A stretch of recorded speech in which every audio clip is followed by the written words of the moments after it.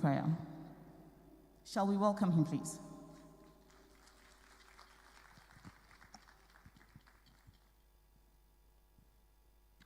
Shall we respectfully be upstanding for the prayer?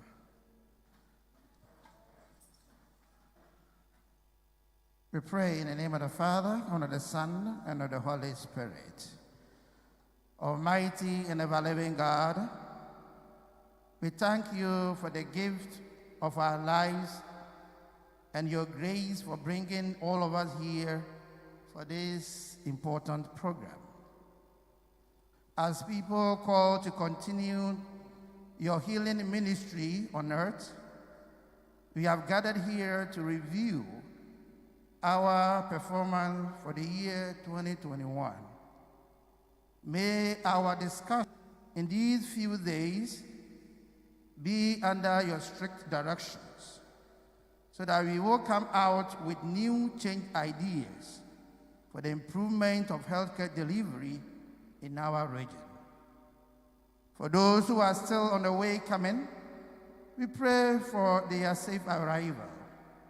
And when everything ends successfully, may you take all of us back to our various destinations.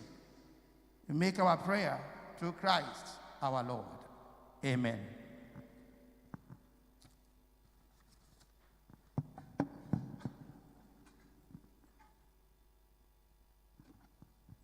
Thank you very much, Reverend E.A. As she introduces the chair for this morning's event, let's welcome her, please.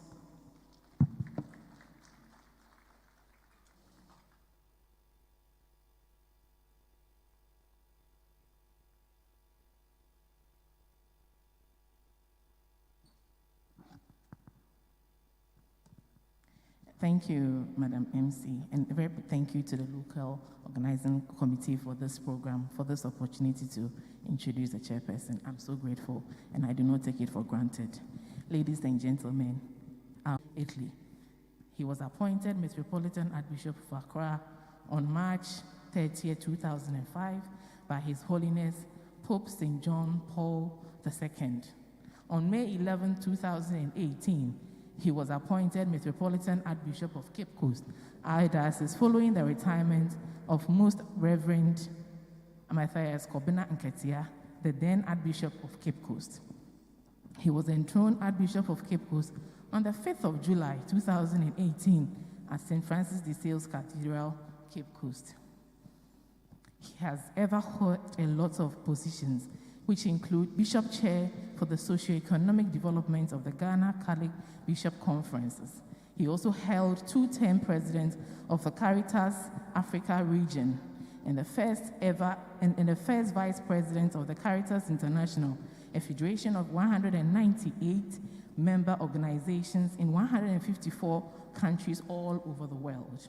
He was also appointed by His Excellency John Agyekum Kufuor, former President of the Republic of Ghana, as a member of the National Reconciliation Commission of Ghana. In November 2004, Vice President served as Accra Diocesan Liturgy Chaplain, acting editor of the National Catholic Weekly, The Standard, priest in charge of St. Thomas More Catholic Church, Achimota, and the president of the National Union of Ghana Catholic Diocesan Priest Association. He can speak a lot of languages, among which include Twi, Fanti, Ga, Nzema, English, Italian, French, German, among the lot. Ladies and gentlemen, with a round of applause, shall we please welcome our chairperson for today in the person of Most Reverend Charles J. Palmer Buckle, the Metropolitan Archbishop of Cape Coast.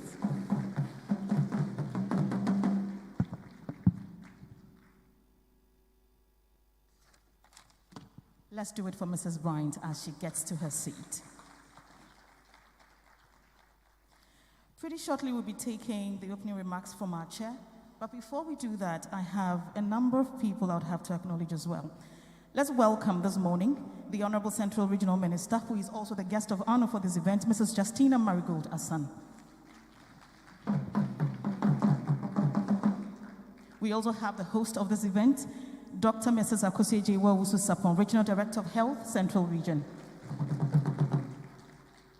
Then, let's welcome the landlord of the soil on which we sit, Omanhin Ovugwa Osabre Makwisata II. Help me welcome the representative of the Vice Chancellor of University of Cape Coast, Dr. Evans Ekenam. He is Director, Directorate of University Health Services. We also have Dr. Eric Njedu, CEO of the Cape Coast Teaching Hospital. Help me welcome Mr. Peter Obri Yabua. He's the Acting Director of Human Resource, Ghana Health Service. He's also here with us. Rep of the Ghana Health Service Council, let's welcome Mr. Franklin Owusu Ansah. We have in our midst the Regional Chiefs Ambassador, Nana Kwamina Vie. Let's welcome the Hospital Director for the Anchor Psychiatric Hospital, Dr. Kojonyakon Obeng.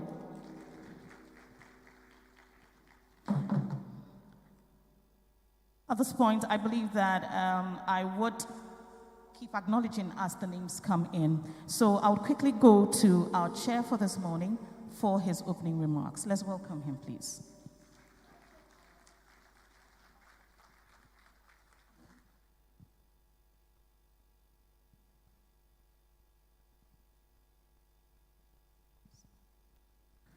So, good morning, my dear people. Good morning and happy Independence Day, even though we are 2 days away from it. I would like to thank the organizers who invited me and have decided to inflict me upon you for today. I actually have no expertise in health matters. Maybe I was invited because I am a stakeholder and a rather very important stakeholder in terms that last year by now I was a COVID patient. So I think I should be talking to you from the point of view of a personal experience. Was it say a cherfi in sunasi na babaka chode? Then chimbi den sunasi na nenywa kura man kanado nko nkasho sande anwiye ya na ansan amba. To say that if a frog comes from under the water to tell you that there is a crocodile with one eye under the water, don't debate it, don't follow it, because you may not in any way at all be able to come back. I think that is why I have been invited, a COVID graduate who is here to share with you a few thoughts. But I also believe maybe I was invited, as I said, because the Catholic Archdiocese of Cape Coast has as many as 6 health institutions in the central region, dotted in almost all the corners. Infant Jesus Clinic, dotted near Kasua, a place called Ofako, St. Gregory Hospital, Buduburam, Mercy Women's Hospital, Mankasim, St. Francis Xavier Hospital, Asin Fusu, Our Lady of Grace Hospital, Brahmani Sikuma, and St. Luke's Hospital in Apam. I think that is why they invited me. I would like to say, yes, I am a stakeholder and I'm very interested in the theme with special reference to maternal and child health service delivery. Having said that, I stand on the protocols that the lady presenter, established. And I say to my regional minister, it's my pleasure to sit on your left hand a third time in this week, if I'm not mistaken. I stand on the same protocol to say to the Omahine of Ogwa traditional area, Osaberima Kwisata, when I met him, I said, Ebe, but I think the matter at stake is very, very important. Health care delivery for the most vulnerable and yet the most important component of our human existence, women and children. And therefore, I accept the onus that is placed on me to chair the function. And it is my hope and prayer. At the end, I myself, I have to identify immediately with the women. Because when you are an archbishop in the Catholic Church, they call you His Grace.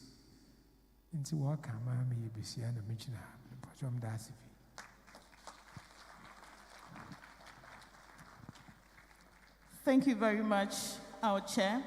Let me quickly acknowledge the following as well. Nana Kwekwenu III, he is with the Ogwa Traditional Council. Thank you. And to all Nananum here, we welcome you too. Thank you so much for coming in. Let me also welcome district directors, medical directors, and superintendents. Just give us a wave, and we welcome all of you here. Partners in health, you are also warmly welcome, all invited guests to Cape Def. Give us a wave. Yes, thank you for coming to the NMTC Band Dunkono Fing. My colleague media persons here, you are all welcome. Without wasting much time, let's welcome the Regional Director of Health, Dr. Mrs. Akosia Ejewa Owusu Sapong, for the welcome address.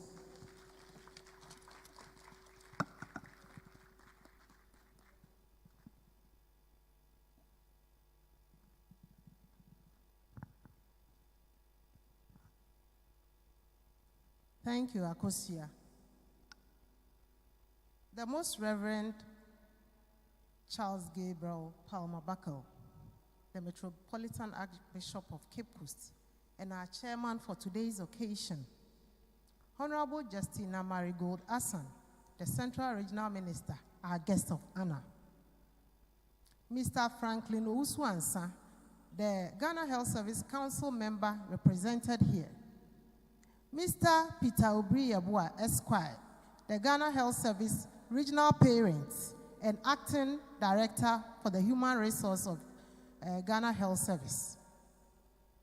Representatives of the Ghana Health Service headquarters from Accra, Dr. Njedu, the CEO of the Cape Coast Teaching Hospital, Dr. Obin, the Medical Director of the Ankafo Psychiatric Hospital, Dr. Ekenam, the rep of the Vice Chancellor. The Chairman and members of the Regional Health Committee present. Representatives of our health partners, Deputy Directors, Senior Management Committee members of the Regional Health Directorate, District, Municipal, and Metropolitan Directors of Health Services, Medical Superintendents and Medical Directors of the various hospitals herein represented, Principals of the health training institutions present, unit and program heads of the Regional Health Directorates, heads of decentralized departments and agencies, Nananom, members of the media, distinguished ladies and gentlemen. On behalf of the Regional Health Directorate and the Central Regional Health Service, I'm happy to welcome all of you to the Central Regional Health Sector 2021 Annual Performance Review Meeting.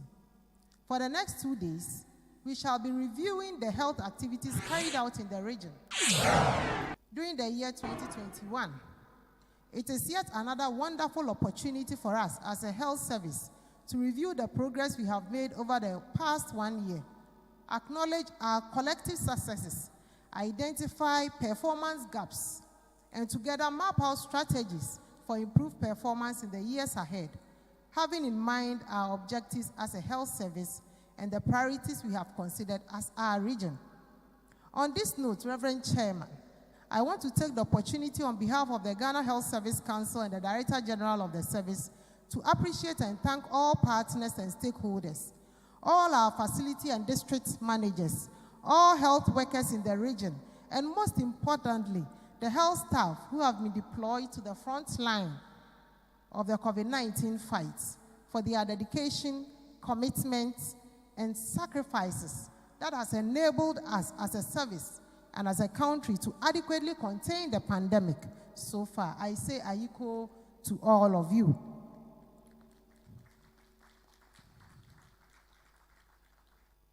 Reverend Chair, the theme for the 2021 Annual Review Meeting is Strengthening Institutional Systems, Achieving Performance, and Attaining Excellence in Maternal and Child Health Services Delivery in the midst of COVID-19, the role of stakeholders.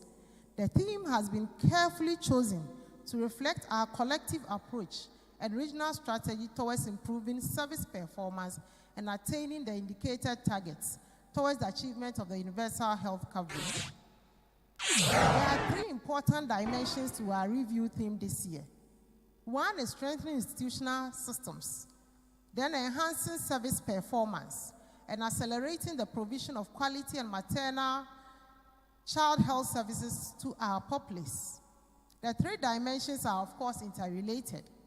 If we build strong institutional systems in the service, it will translate into improved performance at all levels, including the provision of quality maternal and child health services.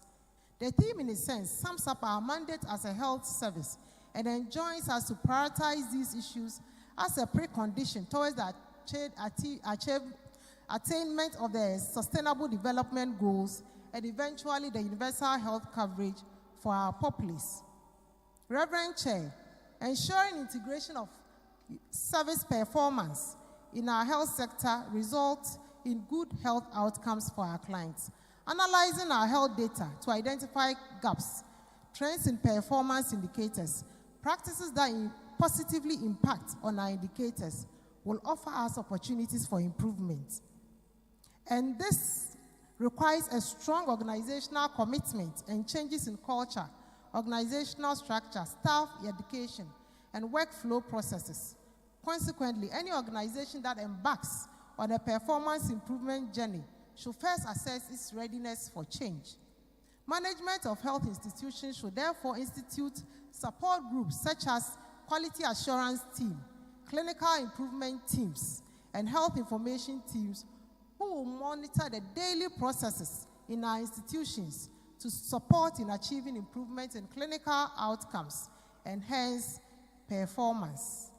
Reverend Chair, distinguished invited guests, ladies and gentlemen, another angle to our theme this year is strengthening institutional systems.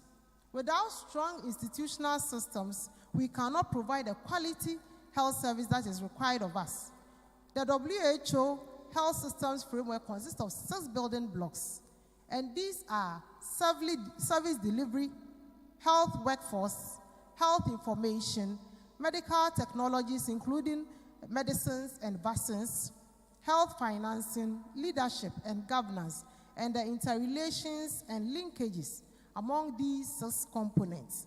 It is imperative that our healthcare managers address their minds to these health system building blocks and also take steps to ensure availability of medical supplies in our health facilities at all times.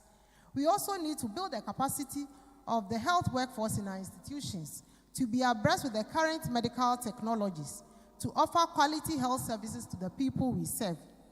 Critical governance issues such as planning and budgeting, budgetary controls, the judicious use of our internally generated funds, improving the procurement processes, achieving value for money in the procurement, and use of essential health commodities need also to be considered. Maintenance of our health infrastructure, including vehicle and medical equipment, strengthening information systems, and the use of quality data for decision-making all help in strengthening our institutions. Reverend Chair, I'm pleased to inform you that through the collective engagement with all our key stakeholders, the Regional Health Service launched a 3-year initiative to address the recurrent challenges with maternal and child health mortalities. Through the initiative, we have successfully implemented some key activities, which include continuous surveillance on maternal deaths through the adoption of maternal death tracker, building capacity of our staff on safe motherhood and life-saving skills, supervision of maternal health services by our specialists in all the various areas, and community engagement on maternal and child health. This initiative has proven to be very effective so far and has led to reduction of maternal deaths, with maternal mortality ratio reducing from 109.2 per 100,000 live births to 104.4 per 100,000 live births, and reduction in stillbirths from 13.3% to 12.7%. Closely related to the maternal mortality challenge, and indeed a potential factor that can easily trigger maternal deaths, Reverend Chairman, is the issue of teenage pregnancy, which is a challenge in our region. I'm happy to say that we improved slightly in reducing teenage pregnancy from 11.8% to 11.6%, but we need to do more. We will therefore continue to work with stakeholders such as our Queen Mothers, communities, and others to reduce the teenage pregnancy further. Reverend Chairman, distinguished invited guests, ladies and gentlemen, through the support of the Ghana Health Service National and some of our development partners, the Regional Health Service successfully conducted another round of integrated supportive supervision to all the districts, hospitals, and some of the health centers during the past year. We are grateful to the GHS and the partners for the support, as the integrated supportive supervision has become an effective quality improvement tool that we have adopted as a service to improve on the quality of our health service delivery. Through these efforts, we have improved in most of our indicators, and therefore our aggregate score, holistic assessment score, as will be presented today by Volta Region, improved from 3.6 in 2020 to 4.1 in 2021, making our region a high-performing region. We additionally improve in areas of childhood immunization, family planning services, and HIV services, among others. Your Grace, distinguished invited guests, ladies and gentlemen, we are still in the midst of COVID-19 pandemic, and the accumulated number of cases recorded in the region is well over 5,400. The current number of active cases in the region is below 20. The region has administered 1,055,553 doses of COVID-19 vaccines to our populace, out of eligible population of 1,692,345. Those receiving first dose of COVID-19 vaccine is 785,603. And people who are fully immunized with the 2 doses, stands at 455,806. Reverend Chair, distinguished invited guests, ladies and gentlemen, in recent times, the health sector has adopted a policy known as Network of Practice, where there is a well-equipped model health center which is linked to workplace infirmaries, marketplace infirmaries, school infirmaries, maternity homes, chemical shops, and CHIPS compounds for ease of referrals at the community level to support the achievement of the universal health coverage. Reverend Chair, we dedicated a greater part of last year to help our various districts to implement this policy. And I'm happy to note that many of them have responded positively by taking steps to designate some of the facilities in their districts as model health centers and making the necessary efforts to support them to function as such. The Regional Health Directorate today will present awards to some deserving district health directorates, hospitals, and polyclinics who have achieved excellence in the management of their respective facilities. The winners of these awards were selected using the holistic assessment monitoring of districts, the integrative supportive supervision, and peer review monitoring of hospitals and polyclinics. We want to use the awards as a platform to encourage other managers to strive for excellence and work hard to improve the overall sector performance. We hope the competition that these awards will engender will act as a catalyst to awaken all managers to their responsibility to achieve excellence in service delivery. Let me congratulate all award winners and charge you to continue to work hard.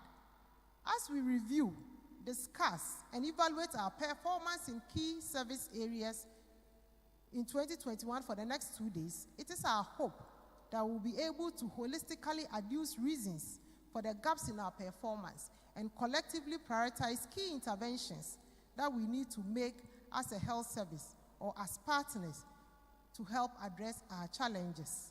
We are grateful to all of you for your time and for responding to our invitation. May the good Lord bless all of us and keep us. Thank you.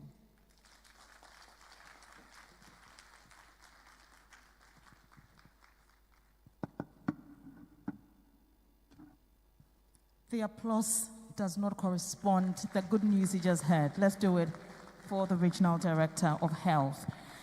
Do we have principals of health training institutions in our midst? So give us a wave and let's welcome you. Thank you so much for honoring this invitation. At this point, Cape Depth will give us a cultural display.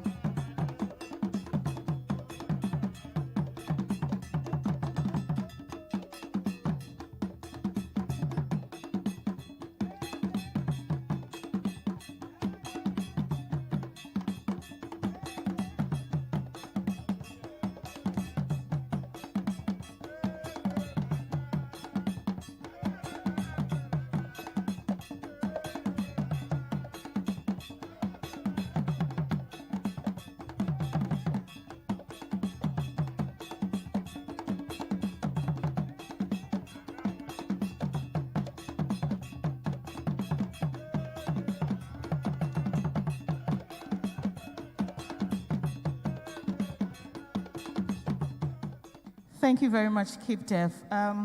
When you clap, they won't appreciate the effort you are putting into you recognizing what they have done. So you just do this.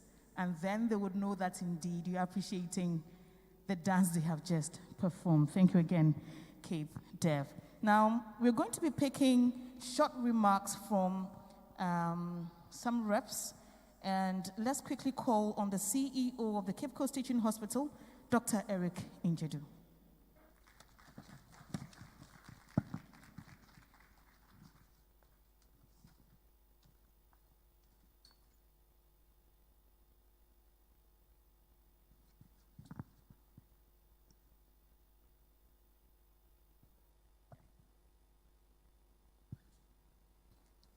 Reverend Chairman, most Reverend Charles Gabriel Palmer-Buckle, the Honorable Regional Minister, Honorable Mrs. Justina Marigold Hassan. Reverend Chairman, permit me to stand on the beautifully established protocol by my Regional Director,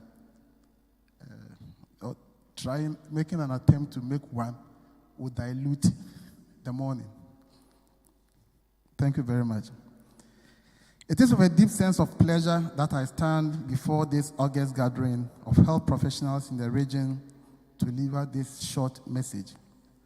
I am most grateful to the Regional Health Directorate for the kind invitation extended to us to be part of this very important program. As partners in the healthcare delivery service in the region, I think it is proper that periodically we meet as a family, evaluate our outputs, share ideas, and strategize on the best ways to improve services to the people of this region. Distinguished ladies and gentlemen, permit me first of all to commend the Regional Health Directorate for the achievements during the year 2021 in spite of all the challenges. As one of the populous regions in the country, the Central Region is not known to be endowed in terms of health facilities. It therefore takes a lot of ingenuity and determination to use the inadequate health infrastructure that we have in the region to provide the kind of services that the people of the region need. In the light of this, I would like to say that your theme for this year's review, strengthening institutional systems, improving service performance, and attaining excellence in maternal and child health service delivery in the midst of COVID-19, the role of stakeholders is apt. As sister agencies of the Ministry of Health, may I use this opportunity to call for greater collaboration between the Regional Health Directorate and the Cape Coast Teaching Hospital, the CCTH. Being the two main health service agencies in the region, we need to establish and maintain a framework for partnership to ensure optimum utilization of our expertise and resources so as to meet the healthcare needs of our people, especially in the area of maternal and child health services. Reverend Chairman, Honorable Minister, distinguished ladies and gentlemen, none of us can do the job alone. It is therefore important that we leverage our relative strengths in order to strengthen the capacity of our respective institutions to effectively address healthcare delivery challenges facing the region. Distinguished ladies and gentlemen, the Cape Coast Teaching Hospital pledges to put at the disposal of the Regional Health Directorate the full range of its training facilities and resources so as to enhance the capacity of all healthcare staff in the region. This we have been doing and will continue to do in the form of supportive outreach services and mentorship programs. Another area where the hospital will also be most eager to share ideas with the Regional Health Directorate is the issue of referrals. Statistics available at the hospital clearly indicate that some of the mortality figures we have been recording could clearly be attributed to improper or late referrals. It is my hope that all health institutions in the region, be it private or public, would help reduce avoidable deaths by complying fully with the National Referral Policy and guidelines. Distinguished ladies and gentlemen, it is my expectation that this annual review meeting will provide you the opportunity to assess your performance, identify areas that need improvement, and institute amendments where necessary. On this note, permit me to wish you all a productive meeting and hope that you will come out with the best of strategies to meet the challenges ahead. I thank you very much for your kind attention.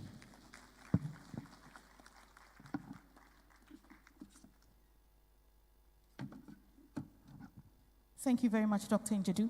We will take another brief representation from the hospital director of the Ankafo Psychiatric Hospital, Dr. Kojo Obeng. Let's welcome him, please.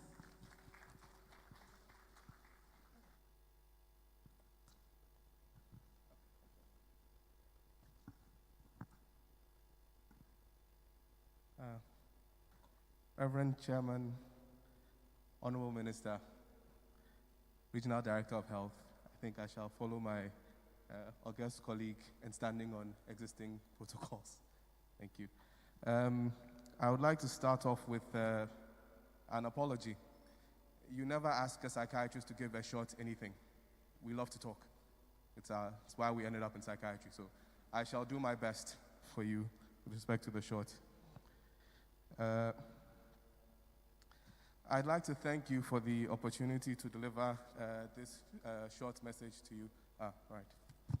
And I would like to say it is something that is a continuum of an observation I've made since coming to the Central Region, that we truly have more collaboration here than in other regions where I have worked.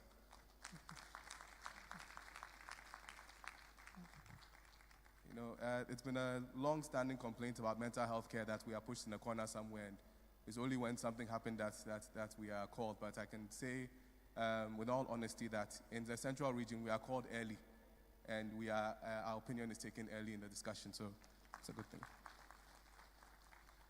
To this effect, I'd like to speak specifically about COVID-19. We might not all be aware of this, but we had a coordinating meeting fairly early in the COVID pandemic in this country. And we are one of only 2 regions I'm aware of who are actually ready to handle a mentally ill person who had suffered from COVID-19 in the whole country. Fortunately, these services were never needed. So it's a hypothetical competence, but we believe we have it.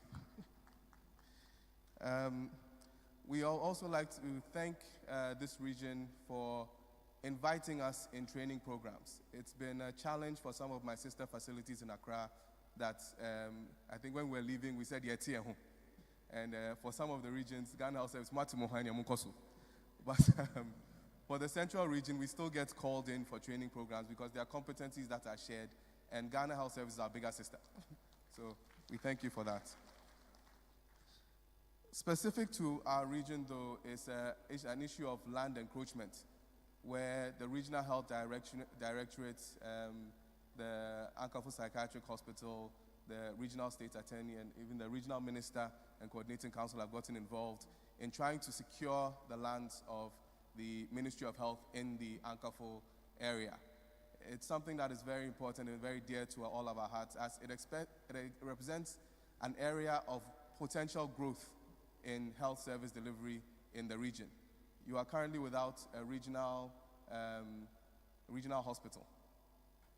So this is where land is freely available and easy to see and point at and say, we can put something of an adequate size here.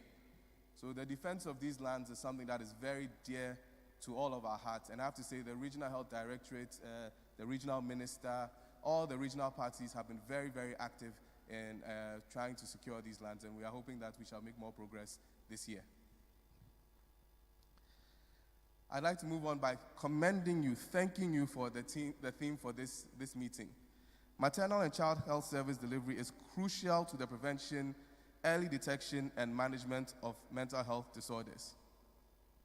Several significant mental health disorders have been correlated with complications in the perinatal period. As a simple example, schizophrenia, one of the most severe conditions we treat, has been associated with several perinatal challenges. Low birth weight is associated with schizophrenia. Preterm delivery is associated with schizophrenia.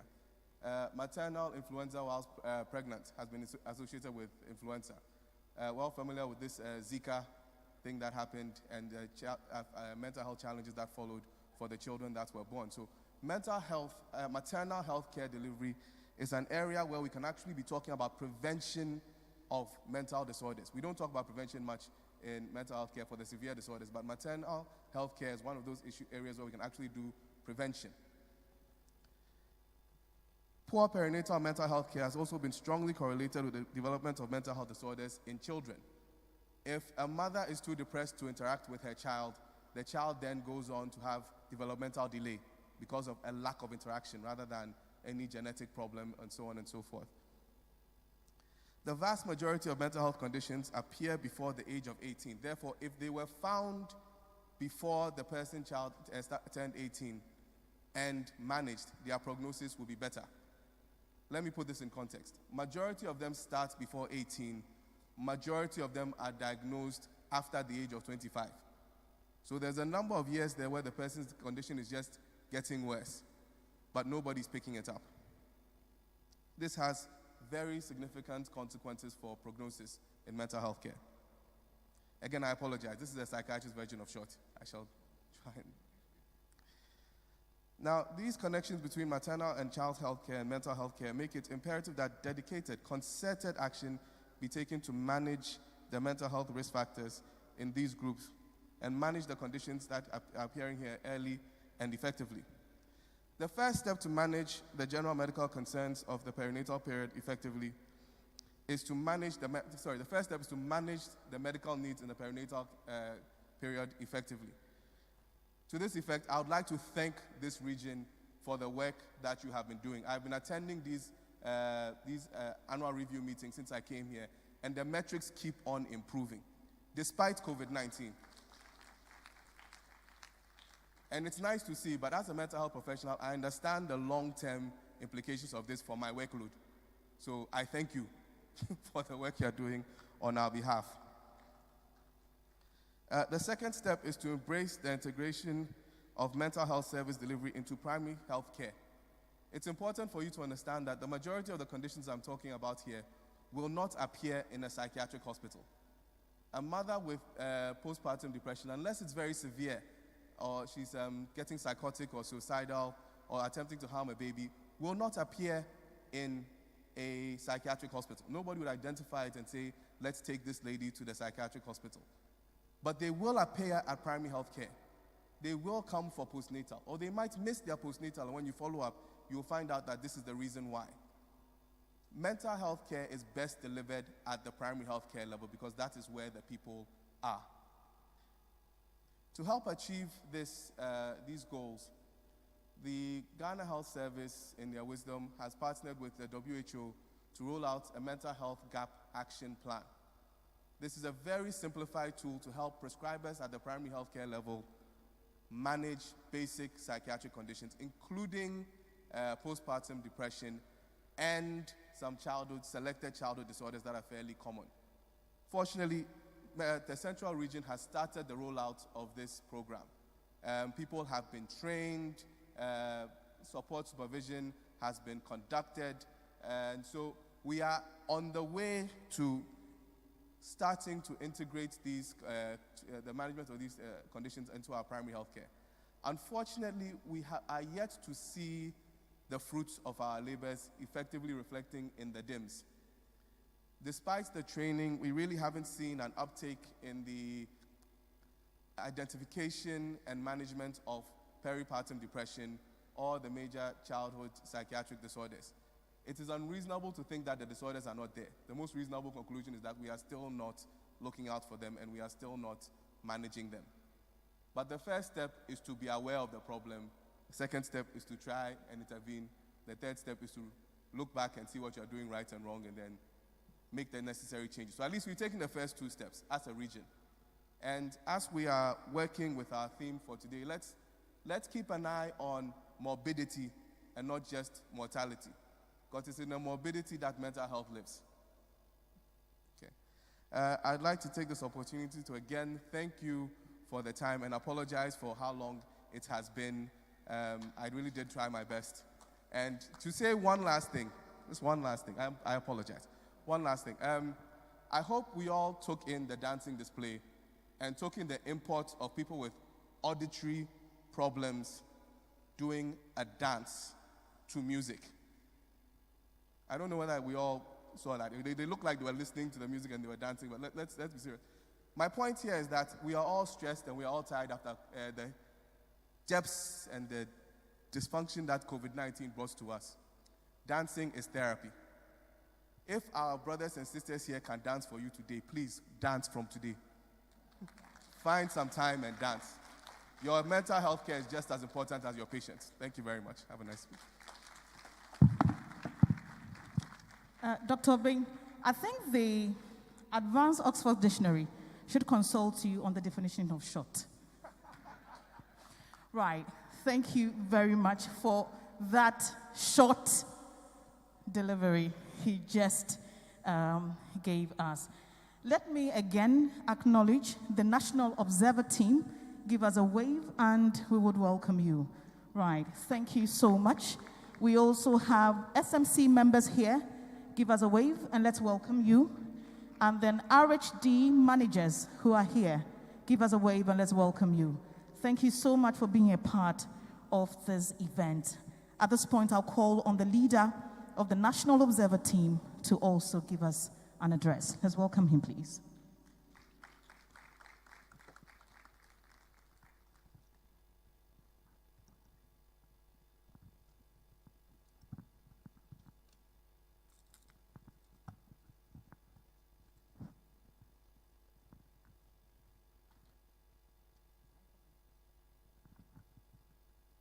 Bishop Chair, and since you are His Grace and now a female, please permit me to call you Trans Bishop.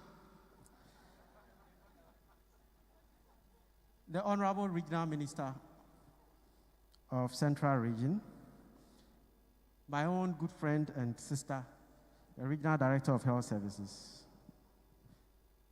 the landlord, Nana Osabarema Kwesiata, other dignitaries on the high table, Nananom, distinguished ladies and gentlemen, colleagues, I bring you greetings from Accra. I know the rep of the Director General is already here, that's the parent of the region, but we are here as observers to support you, and on behalf of my team, there are 3 of us, we want to say that you are performing well from the short address that the regional director gave. Let me say that we want to relate particularly with the theme. And I remember one of my professors in our good old days in the medical school said that you take care of the children and their mothers, the rest will take care of themselves. And so we want to relate very much that your theme centers around maternal and child health. We also want to commend you, especially the regional director and her team, for the gains that you've made in maternal mortality reduction, teenage pregnancy, quality improvement. And now that you are a high-performing region, much will be expected from you. Remember, it's always difficult to stay on top. And so, periods like these are periods where you take stock. I know I've been with the system for some time, and that even though the region is performing highly, we also reckon that there may be some districts that may be challenged, and these are the ones who need extra support. So on this note, I want to, on behalf of my team, say that we are here to listen to you and support you. Thank you very much for your attention. Thank you very much, sir, for coming up here. At this point, I would call on the rep of the Ghana Health Service Council here to give us a short delivery as well.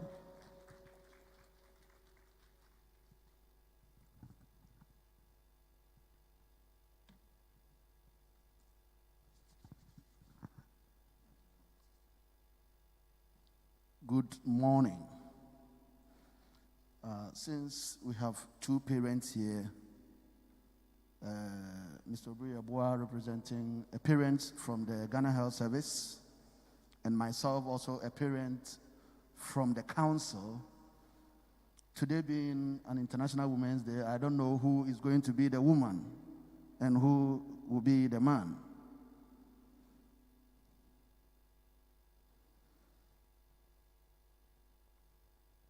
Reverend Father, Honorable Regional Minister,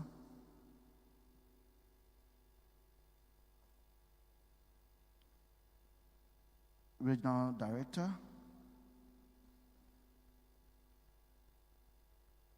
Paramount Chief, may I also beg the chair to stand on the existing protocol and make progress. Thank you, Papa. The Ghana Health Service Governing Council sends you warm greetings and best wishes on the occasion of your performance review. Council is grateful for the opportunity to join you in this important event, the purpose of which is to assess our performance as a region, discuss our priorities, and commit to working together to further enhance improvement in the attainment of the objectives set for the service in this region. Papa Chair, before I proceed, let me state that I am not only presenting this message on behalf of the council, but I'm a proud parent of this region because of what I have heard today. As a parent, I pledge my full support for your efforts to ensure a responsive and resilient healthcare delivery systems that meets the health needs of the people in this region. Papa Chair, Council acknowledges the region's efforts and the remarkable achievements for the year under review and wishes to commend all those who made it possible. Here, Council wishes to take the opportunity to express its gratitude to all gallant health workers and managers, development partners, political and religious leaders, and all stakeholders who have demonstrated and continue to demonstrate commitment to ensure smooth healthcare delivery in the face of COVID-19 pandemic. Your commitment, tireless efforts, and sacrifices have contributed to the reduction in the reported COVID-19 cases and an impressive recovery rate while ensuring that there is continuity in the provision of essential health service across the country. We say, Aiko, please keep it up. Papa Chair, in spite of the good job being done by our gallant health workers, greater efforts are still needed to improve the public image of the service. We believe that we can make more progress in enhancing the public image of the service by removing the perception of poor customer care that tends to drive away clients from patronizing some of our health facilities. Management at the regional, district, and facility levels should work seriously on this perception. Papa Chair, Council has noted with appreciation several policies and guidelines, including the revised Ghana Health Service Code of Conduct and Disciplinary Procedures, Quality of Care Policy and Guidelines, HR Policies and Guidelines, Transport Policy, and many others, which have been developed by the service to guide the conduct of staff and the operations of the service. It is not just enough to develop these policies without ensuring their effective implementation. For the policies and guidelines to make the desired impact, we must, as a service, resolve to widely disseminate and make them operational. Council urges management at all service levels to accept this challenge and make it a priority to disseminate the policies and guidelines and ensure their effective implementation. Papa Chair, this council, which is the sixth council of the service, has since its inauguration in September 2021 been working hard to put in place the necessary mechanism to strengthen its stewardship and oversight responsibilities. Our mandate as a council is to have general control of the management of the service and, among others, to ensure the effective implementation of the functions of the service. We are committed as a council to do everything we can to enhance effective performance, accountability, and transparency, which is expected to lead to prudent management at all levels of service. Financial governance is one of the primary concerns as a council. We shall do our best as a council to provide effective oversight of the finance and other resources of the service. Also high on our agenda as a council is clinical governance. We shall ensure that appropriate mechanism is put in place to support management to strengthen quality assurance, clinical audit, research and development, and risk management in order to ensure accountability, efficiency, and effectiveness of clinical activities in the service. Papa Chair, as part of the oversight role, Council will ensure that the appointment of qualified officers to fill vacant management positions at all service levels, which is critical to strengthening leadership and governance capacity in the service, as expected. We shall also support management to prioritize staff welfare and motivation to enable the staff deliver the best possible health services for the country. We shall press for full implementation of deprived area incentives, including provision of suitable accommodation to attract professionals to deprived areas. At this point, Council will want to appeal to the regional minister and Nananom and also corporate bodies and philanthropists to assist the service, particularly in the provision of accommodation for our health staff in the deprived areas. Our dear health professionals are also encouraged to embrace the deprived area incentives and accept service in any part of these areas so that you can transfer your know-how and expertise to the underserved areas while also helping to bridge the gap in health professional distribution across the region. Papa Chair, the impact of COVID-19 pandemic on the country's economy, and in particular, healthcare delivery continues to be felt. Unfortunately, the crisis is unlikely to be over soon, and we must rise to the challenges. It is important to emphasize that there will never be a year without challenges. Our ability to deliver in the face of these challenges rather has the potential to making us stand out in our efforts to support the service achieve its mandate. We believe that the challenges confronting us should not deter us from our commitment to helping the service deliver. To conclude, Council urges each of us to rededicate ourselves to the mandate of the service and work diligently towards the achievement of the goals and objectives of the service set for itself.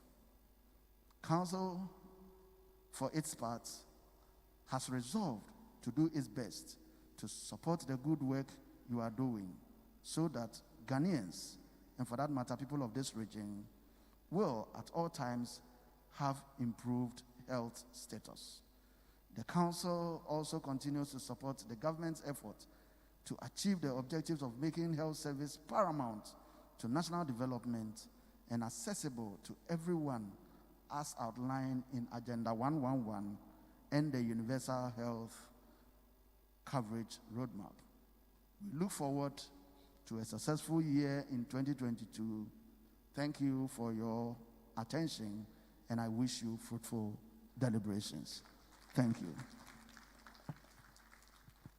Thank you very much, sir. We would pick another one, and let's kindly welcome the rep of the Director General, Mr. Peter Obri Yeboah Esquire. He's Acting Director, Human Resource, Ghana Health Service. Let's welcome him, please.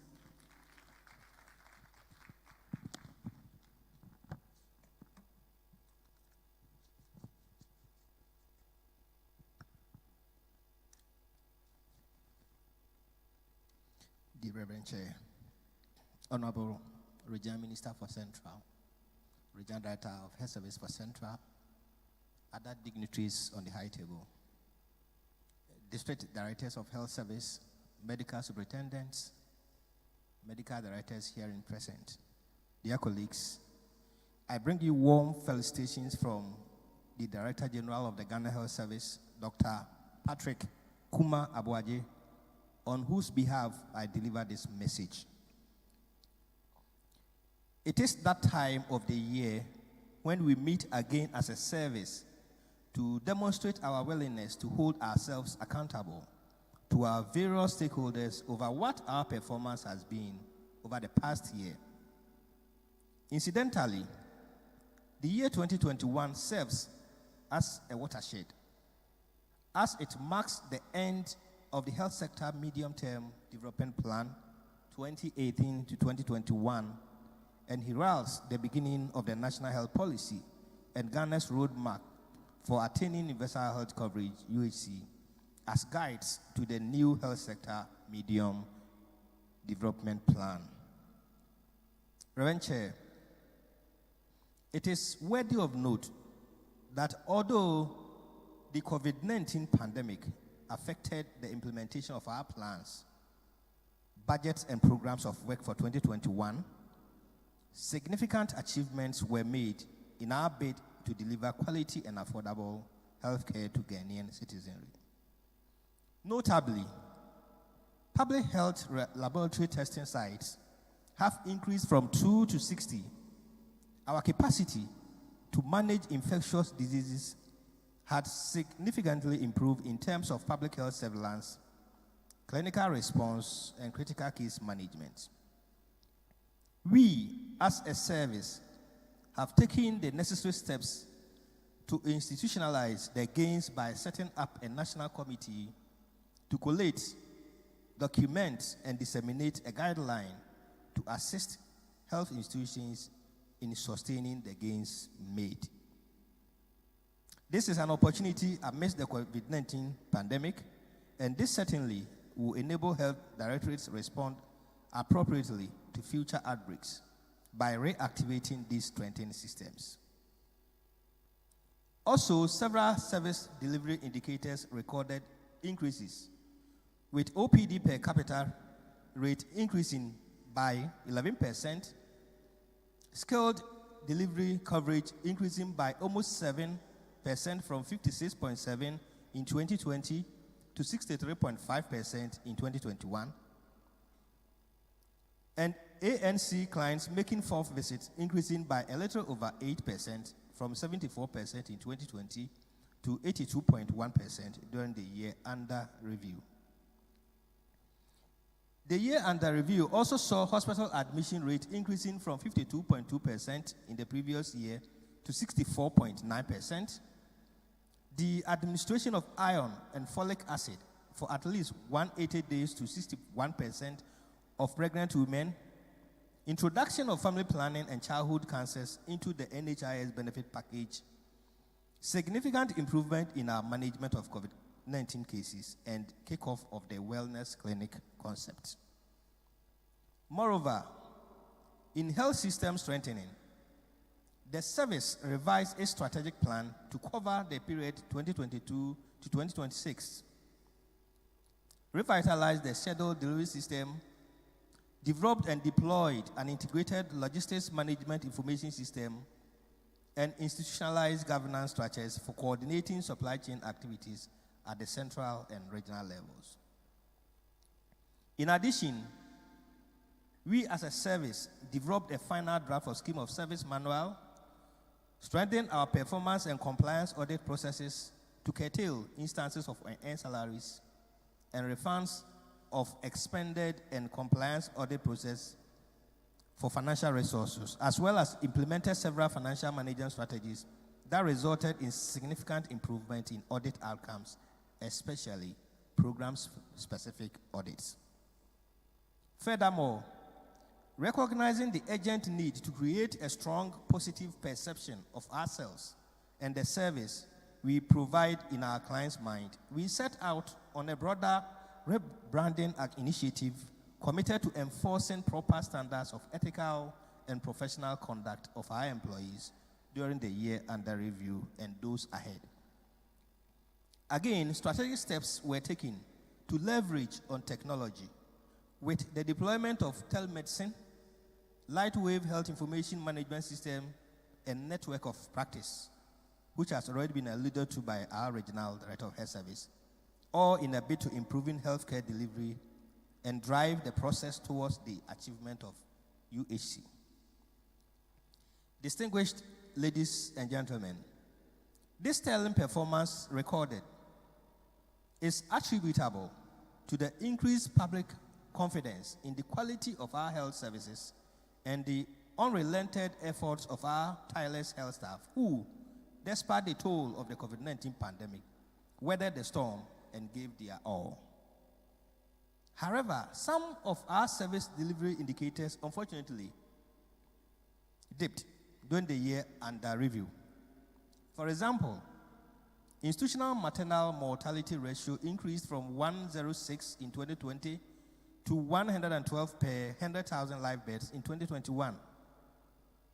The institutional infant mortality rate from 7.6% to 7.9%, and institutional under 5 mortality rate from 9.6 to 10.1% from 2020 to 2021, respectively.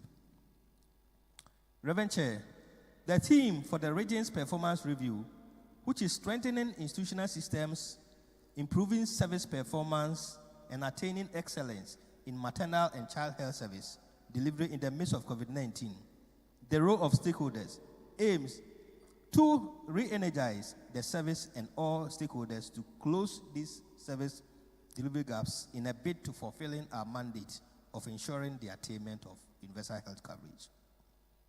Among the numerous strategic innovations in human resource development, administration and support services, research development, public health, clinical care, supply chain management, stakeholder engagement, and in the monitoring and evaluation of services, we have initiated a policy drive to reorganize the sub-district health system into a network of practice. The network shall comprise health centers, school-based infirmaries, workplace infirmaries, marketplace clinics, other clinics, maternity homes, health centers, CHIPS compounds, chemical shops, and local pharmacies, the ambulance service or emergency dispatch centers, and the NHIs by extension. A model health center shall serve as the hub facility for the network of practice. As such, the model health center, acting as hubs, shall catalyze sub-district level providers to partner together to deliver a more comprehensive package of essential services, as well as to maximize efficiency in the use of resources. The network of practice will also enhance the sharing of both human and material resources to leverage on the full capacity of health service delivery available at the sub-district.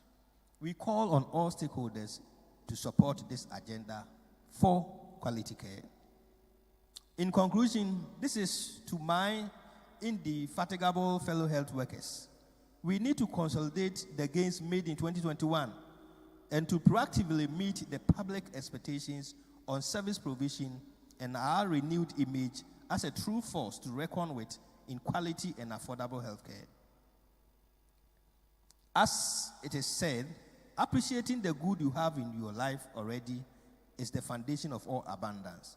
Thus, as we commit to health systems that utilize our human and financial resources effectively and efficiently, we request all stakeholders to support the service in our quest to enhance service coverage, improve response strategies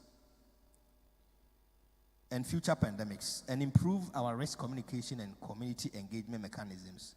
I entreat us all to adhere to COVID-19 protocols and prioritize strategies, actions that will enhance the uptake of vaccination. We are each other's business. Reverend Chair, Nananom, ladies and gentlemen, annual performance review process has evolved with a peer holistic assessment approach where regions assess the performance of each other and present findings at each other's annual review meeting. On behalf of the Ghana Health Service and on my own behalf as the Director General of the Ghana Health Service, I congratulate all our gallant workers and managers for your commitment and dedication to delivering on the mandate of the Ghana Health Service. I wish you all the best in this endeavor. Thank you, and may the good Lord bless us all.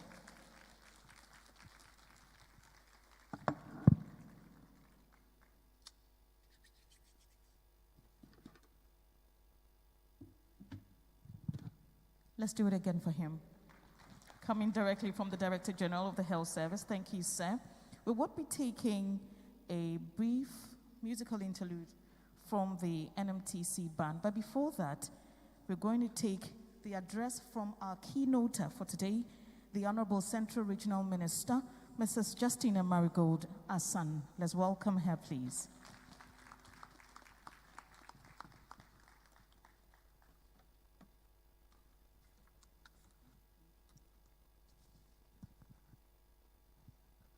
Thank you very much, and a very good morning to all of us.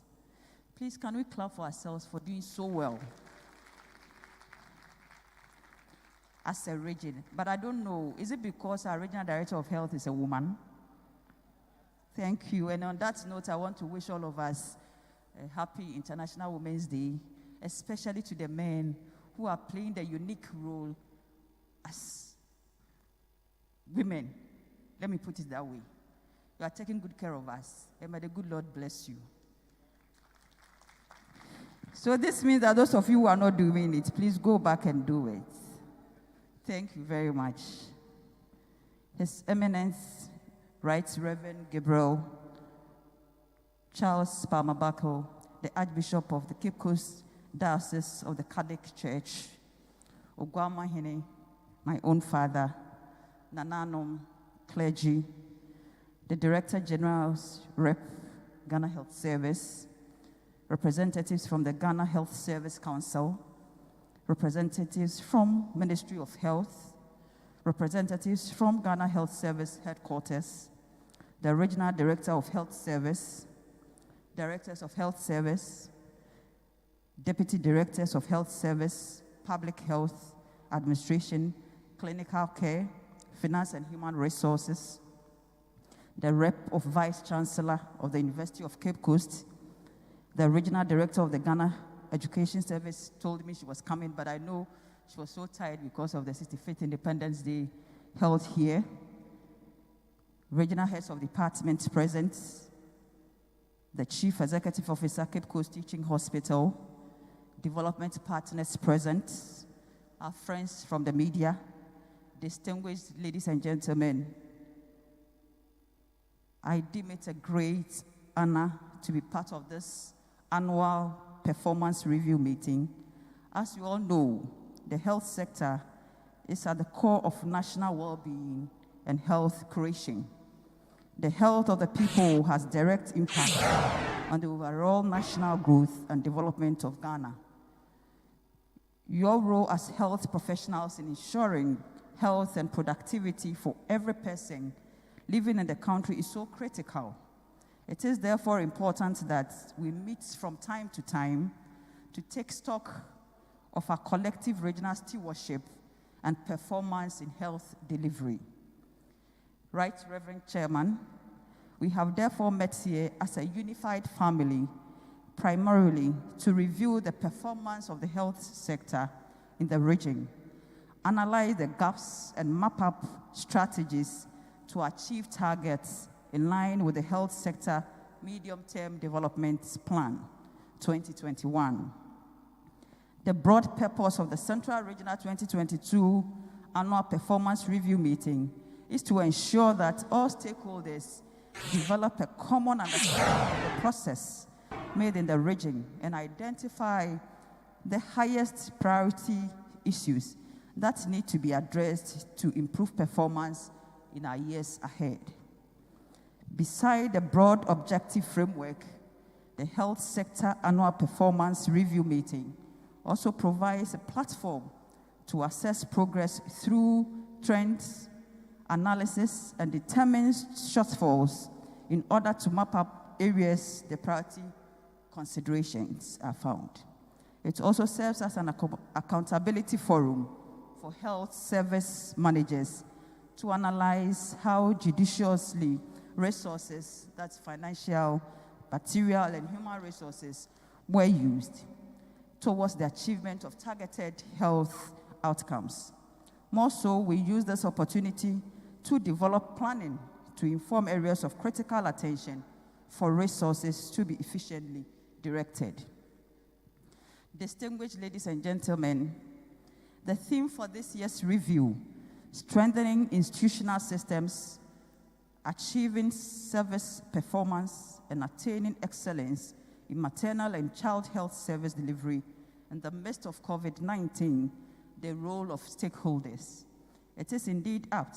The theme iterates our focus on improving capacity of health teams at the sub-district levels, which serve as the hub of our health delivery system.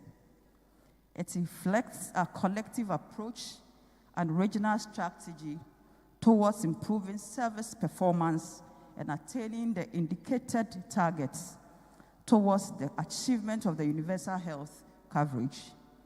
I'm reliably informed that at the end of the conference, a regional action plan for accelerated service delivery will be developed and shared among all key stakeholders and health professionals. There would also be a presentation of a report on the holistic assessment of the Central Regional Health Service using the holistic assessment tool. This is to acquaint us with the regional performance for the period under review and also as the basis for wider regional dialogue. That notwithstanding, distinguished ladies and gentlemen, I also encourage more engagement between sub-district health teams, particularly the midwives and traditional birth attendants, as well as our traditional leaders. It is important to intensify this engagement for improved supervision of delivery and care for newborns in order to forestall the incidence of maternal mortality, neonatal mortality, morbidity, and related clinical challenges. Right, Reverend Chairman, it is heartwarming to note that the Central Regional Health Service has made tremendous progress in achievements of the holistic assessment indicators, and thereby moving the region from a moderately performing region with an aggregate score of 3.6 out of the 5 in 2020 to a high-performing one with an aggregate score of 4.1 out of the 5 in 2021. The region has also maintained robust disease surveillance and control system, especially in the face of the recent COVID-19 scare in our country. I salute all our gallant health staff for their hard work and dedicated service to the good people of this region and Mother Ghana at large. I say I equal to all of you and continue to keep up the good work. I wish to assure that the government is committed to step up support, especially in human resource, and infrastructure development, including CHIPS construction, polyclinics, and hospitals for health delivery to the people. The government really acknowledges your hard work, and I would like to urge all players in the health sector to contribute their quota to ensure improved performance in the coming year. It is my hope that we all fully participate in this review exercise to come out with the pertinent issues and map up clear workable action plans to inform government policy direction. I'm grateful to the organizers of this meeting and to all of you for extending a kind invitation to me to share some few words. I also want to take this opportunity to say that the theme for the 65th Independence Day celebration is still relevant. Let's continue to work together and bounce back together. You didn't clap for that. It's so important we do that. We need to work together, and then we'll bank back together. May you have a fruitful deliberation and a safe trip when you are going back. May the good Lord bless all of us. Thank you. Thank you, Madam. And that was the Central Regional Minister, Mrs. Justina Marigold Assan. So we're going to take a break, and that's going to be a musical interlude from the NMTC band, Dunko Fin. We have just been advised to dance, so please do so when the tunes are rolling.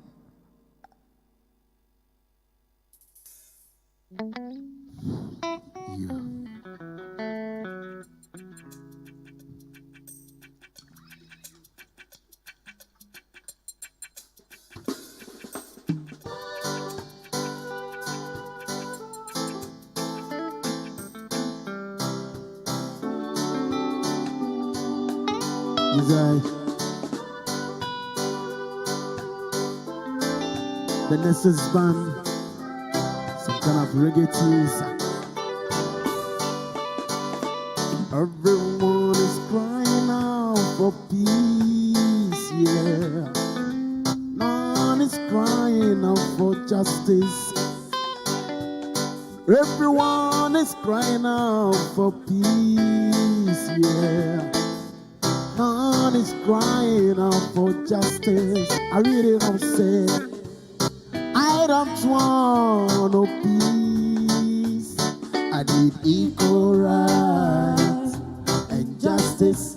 I got to get equal rights and justice, and I'm fighting for equal rights and justice, and I got to get equal rights and justice. Yeah, man. What is due to Caesar? You better give it all to Caesar. And what belongs to Allah, you better give it all to I. 'Cause I don't want no peace. I might need equal rights and justice.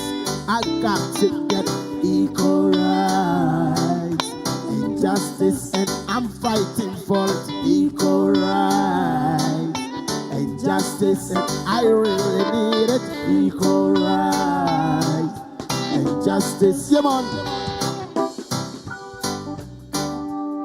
Nelson Military Training Band, Dunka Onofe.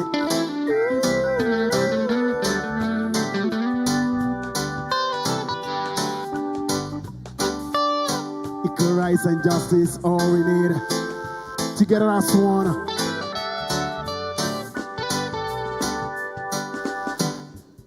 Everybody wants to go to heaven, but nobody wants to die.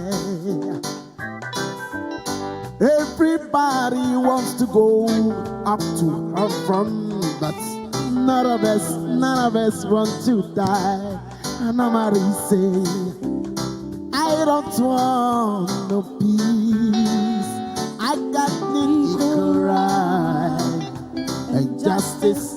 Don't we not go equal rights and justice down in Zimbabwe equal right, and justice down in Ghana equal right, and justice down in Cape Coast equal right, and justice down in Botswana equal right, and justice down in Ghana equal right, and justice. Yeah, man.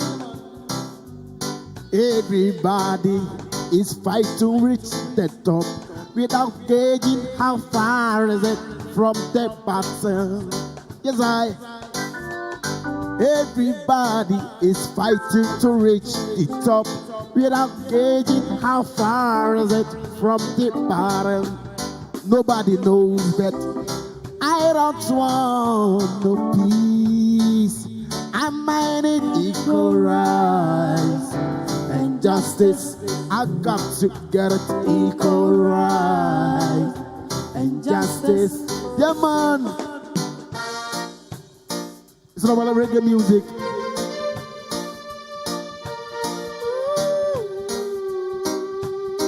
Yes, it's not about reggae music.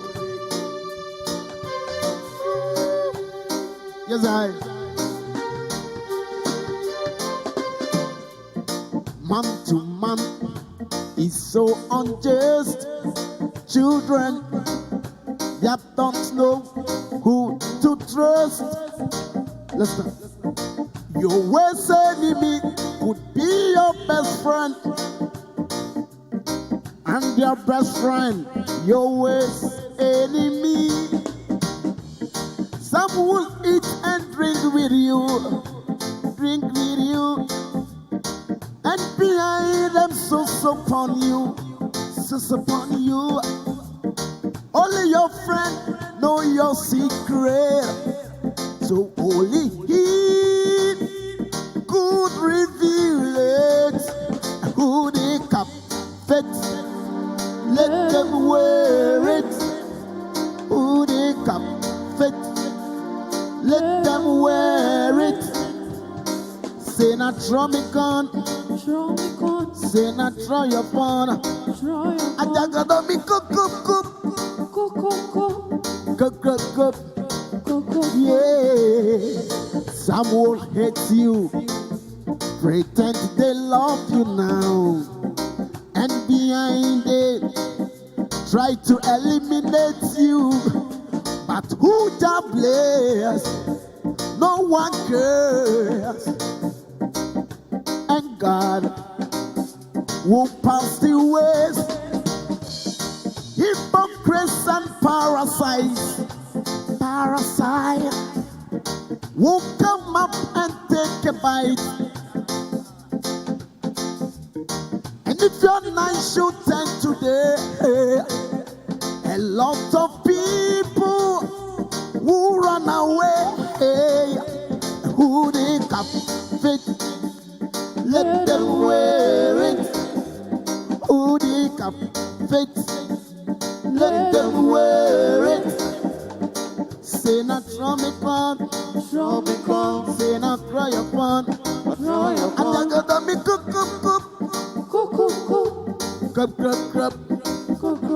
Say me cook. Yes, Shall we do it for the NMTC band?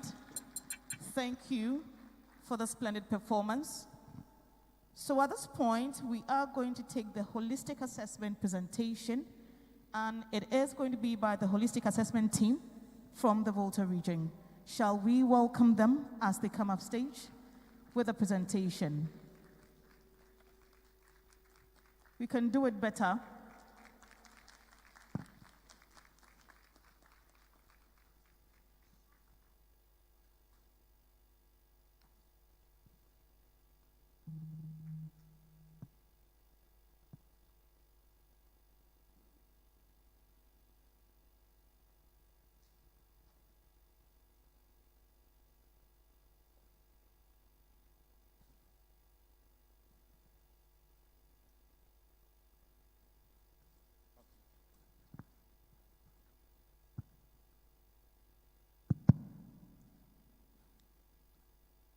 my Lord Bishop, Chairman for this occasion, the Honorable Regional Minister, the Regional Director of Health Services, the member of the Ghana Health Service Council, the representative of the Director General of the Ghana Health Service, the Chief Executive Officer of the Cape Coast Teaching Hospital, the Medical Director of the Pantang Psychiatric Hospital, Ankafo Psychiatric Hospital. I'm coming from Volta region, so bear with me. Our Reverend Father, the Obanhini of Ogwa traditional area, Nananum, district directors of health services, medical superintendents, all fellow health workers, all protocols observed. My name is Edward Kaba, the Deputy Director of Administration at the Volta Regional Health Directorate, and I am here with the Regional Health Information Officer in the person of Mr. Ignatius Aklikwe, who is going to do the presentation of our report on the performance of the Central Region for 2021. I bring you greetings from our Regional Director of Health Services, Dr. Timothy Lecha, and he wishes you a successful annual performance review meeting. About a month ago, exactly on the 10th of February 2021, the holistic assessment team from the Volta region, comprising all the deputy directors, that is, the Deputy Director, Public Health, the Deputy Director, Clinical Care, the Deputy Director, Finance, and the Deputy Director, Administration, and of course, including our indefatigable Regional Health Information Officer. We were here to assess your performance with your support. We visited a number of facilities to assess some of the milestones and the indicators. And in fact, I must say that we were really impressed with the performance of your milestones. You got all of them 100%. Congratulations. We also assess some of the indicators that are not in the DIMS from the facilities. And there again, you did so well. Hence, your high performance for the year 2021. Congratulations once again. And I also want to use the opportunity to express our gratitude to the Regional Health Directorate, especially the Regional Director of Health Services, for the hospitality she showed us when we came here. And I believe that this year's annual performance is going to be very productive and fruitful. I have no doubts in my mind that we are going to come up with very important strategies that will assist the region to actualize the theme for this year's annual performance review. Ladies and gentlemen, I would like to now conclude by once again thanking you, especially the RHMT and then the unit heads and program coordinators who assisted us to do the assessment together. We did not do it alone.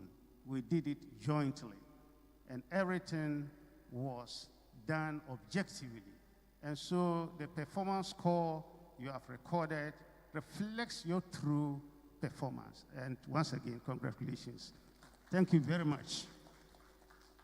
So I will now hand over the mic to our Regional Health Information Officer to take us through the report. Thank you very much. Thank you very much, Director. Reverend Chair, with your permission, I would like to continue with the report. Thank you very much. Good afternoon or good morning, ladies and gentlemen. We are going to go through this format as we move along. So as Director has already informed us, this is the team that came for the assessment jointly with the Central Regional team. There was a marvelous participation from all those who matters.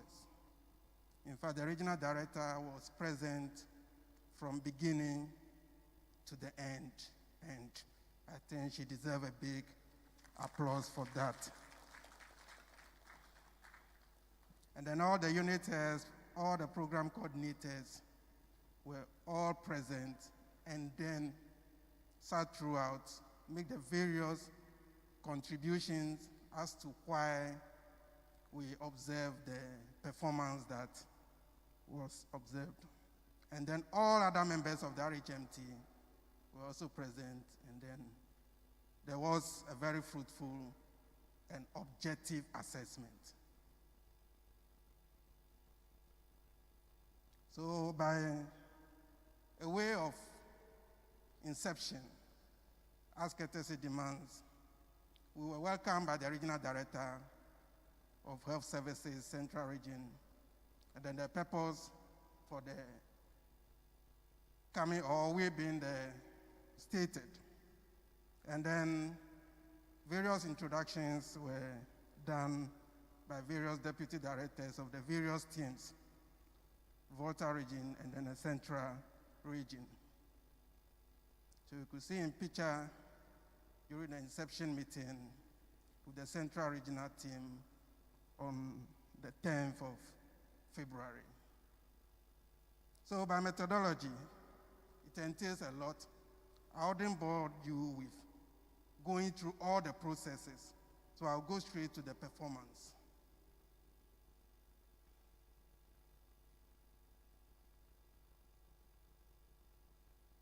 All right, so there were national guidelines that we need to adhere to, so that across the whole country, we'll all be doing the same thing.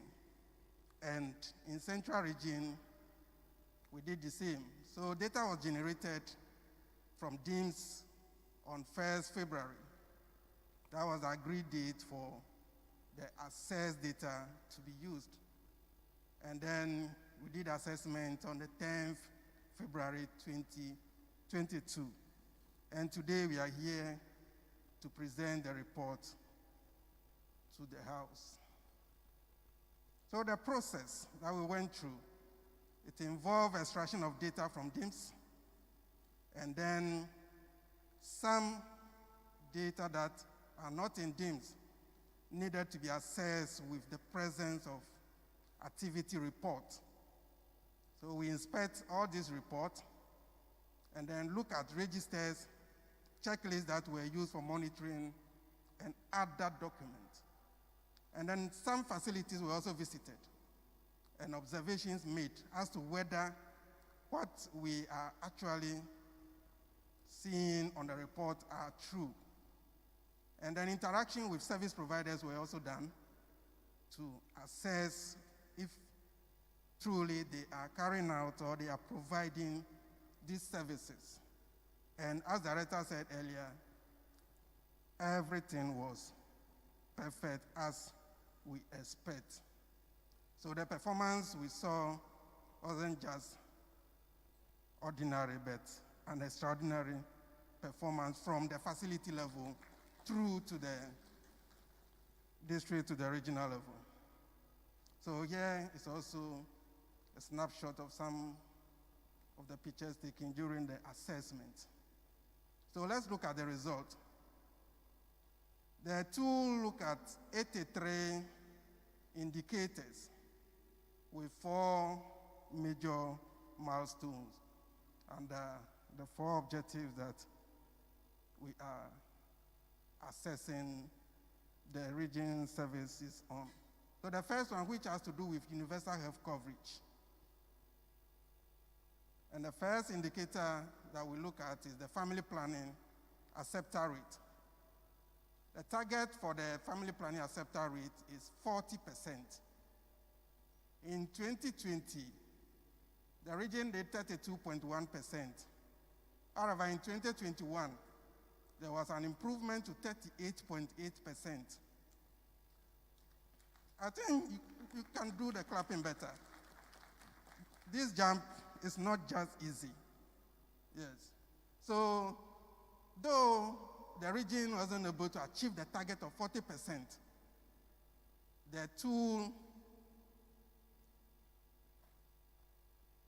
during the assessment saw that, yeah, there have been a remarkable improvement. Therefore, the score for this indicator is +1. Total estimated protection by contraceptive methods, that is CYP. The regional target here is 396,000. In 2020, performance was 164,889. However, unfortunately, in 2021, there was a drop to 148,596. This performance gave a score of -1 to the region. But again, this is an issue across the whole country. So there is a need to actually look into the system to see what is actually happening, because we are seeing improvement in family planning coverage. Then how come we are seeing a slight decline in CYP? Then proportion of deliveries attended by trained health workers or skilled delivery.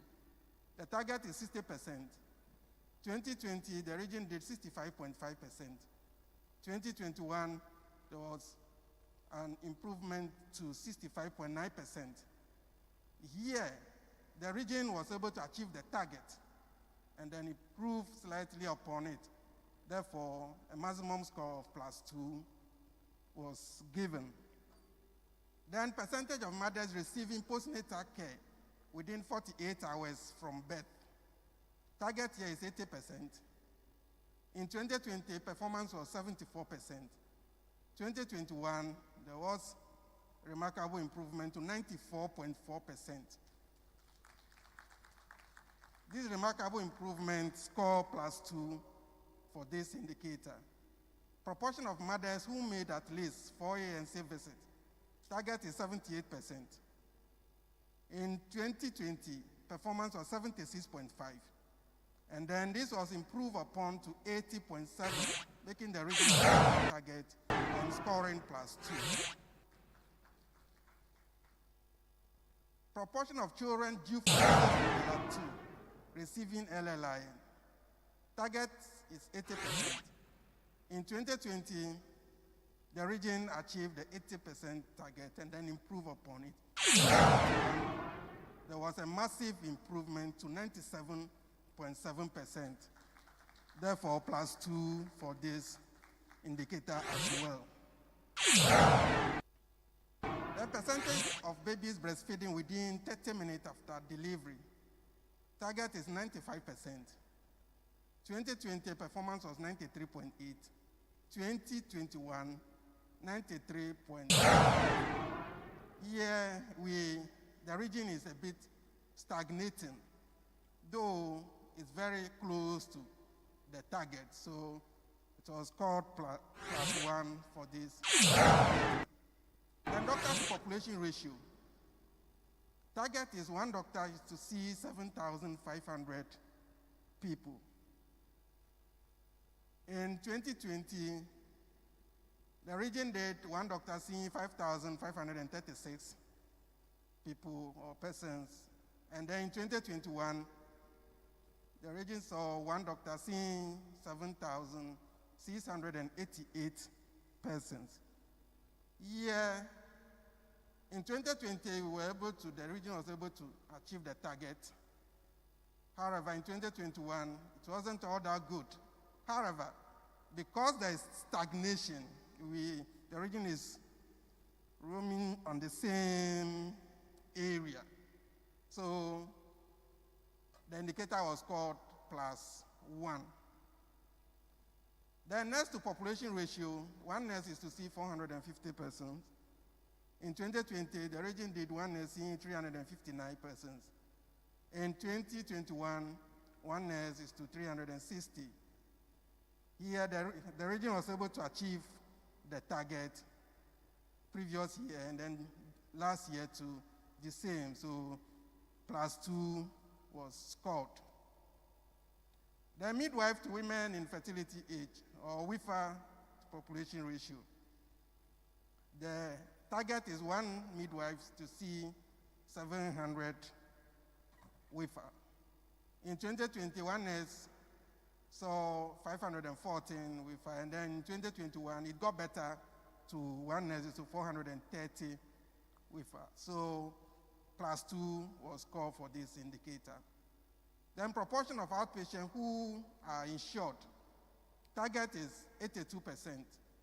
In 2020, it was 76%. In 2021, 76% again.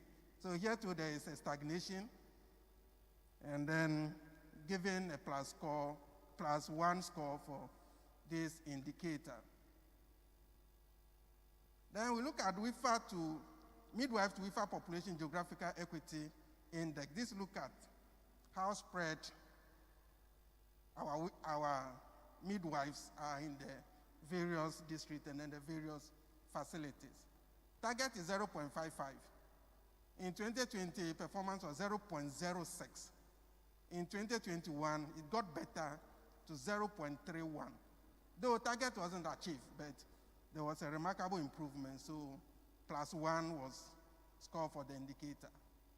Then doctor to population geographical equity index. This also looked at the spread or the distribution of doctors across the region. Target is 0.2. In 2020, performance was 0.003. In 2021, it got better, far better to 0.28. Therefore, the region was able to achieve the target and even better it. So the +2 score was given for this indicator. The next population geographical equity index. This also look at the spread or the distribution of nurses in the region. And a target of 0.55. In 2020, the performance was 0.14. In 2021, performance 0.2. Though target wasn't achieved, but there was an improvement over that of 2020. Therefore, +1 was scored here as well. Then proportion of functional CHIPS zones. Target is 80%. In 2020, performance was 79%. In 2021, it got improved to 82%. Therefore, given +2 score for this indicator.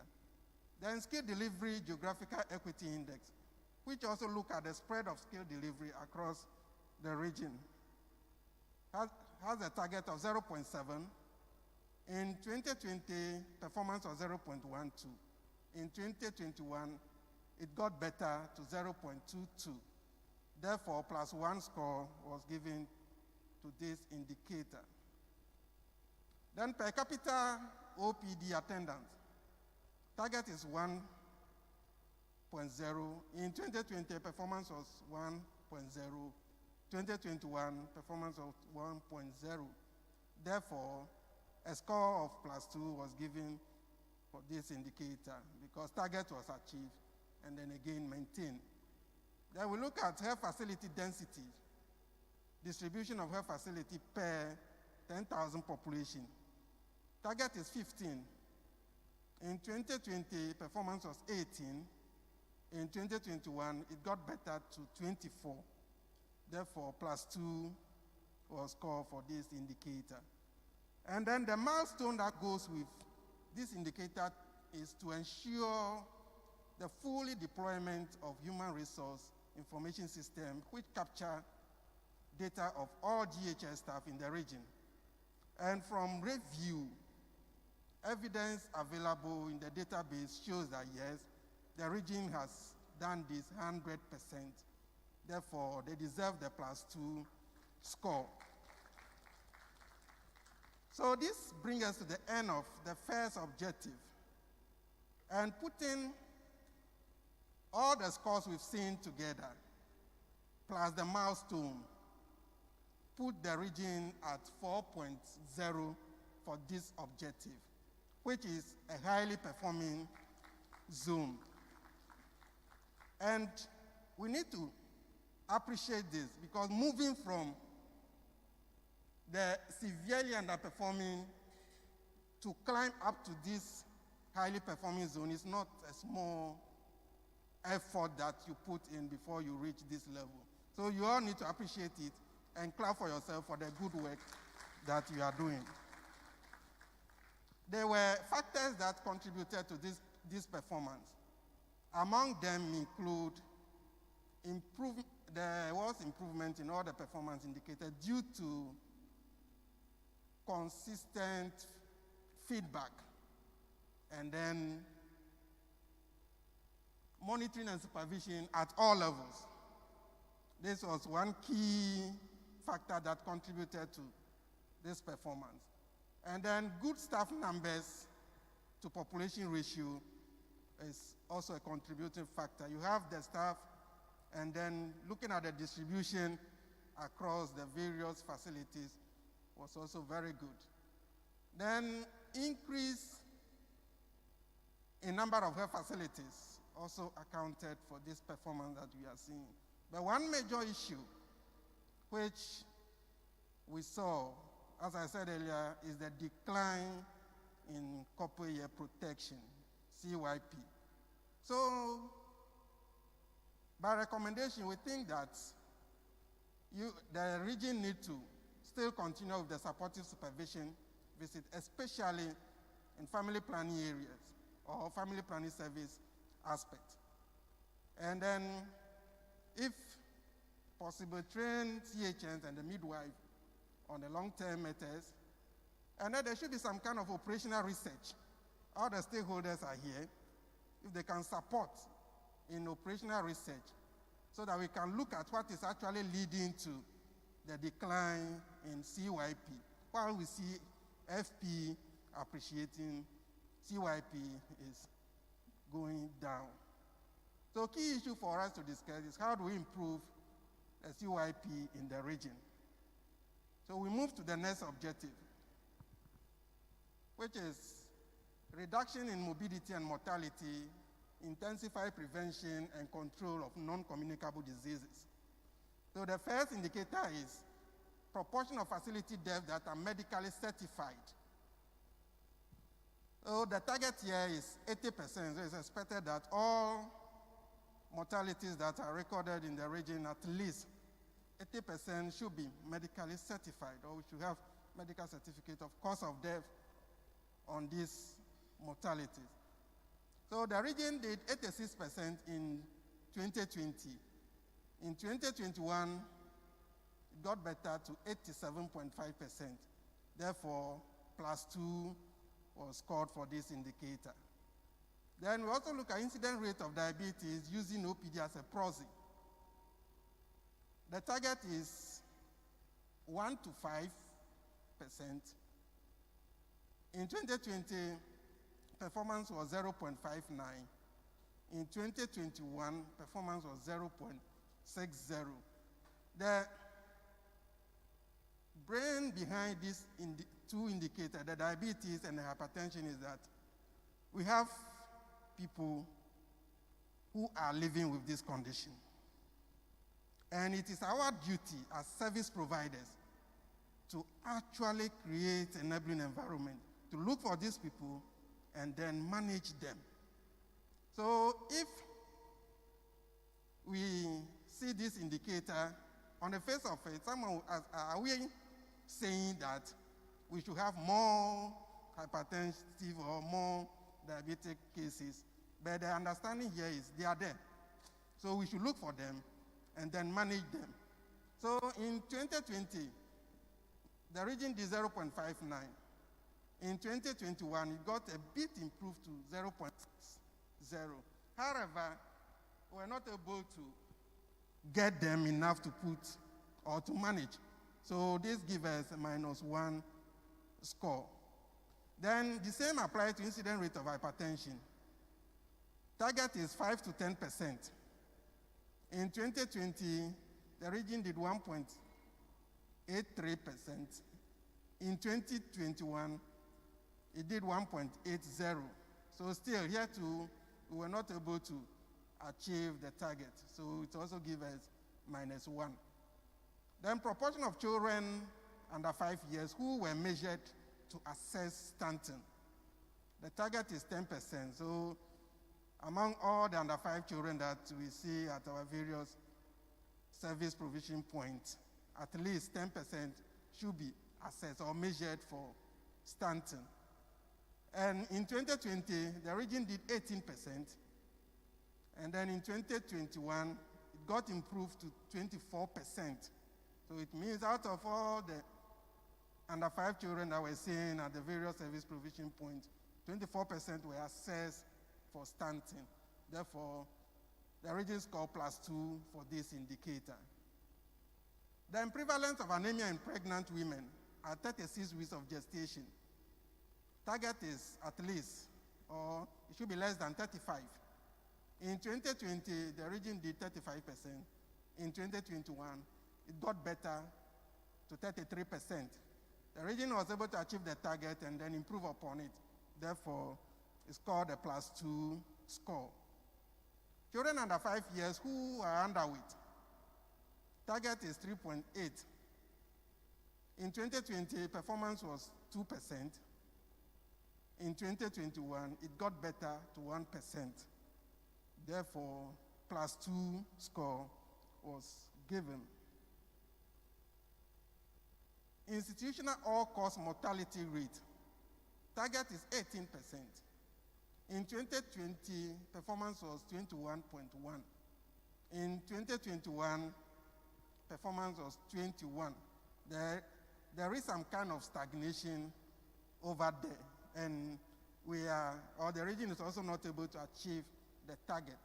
So per the scoring criteria, 0 was scored for this indicator.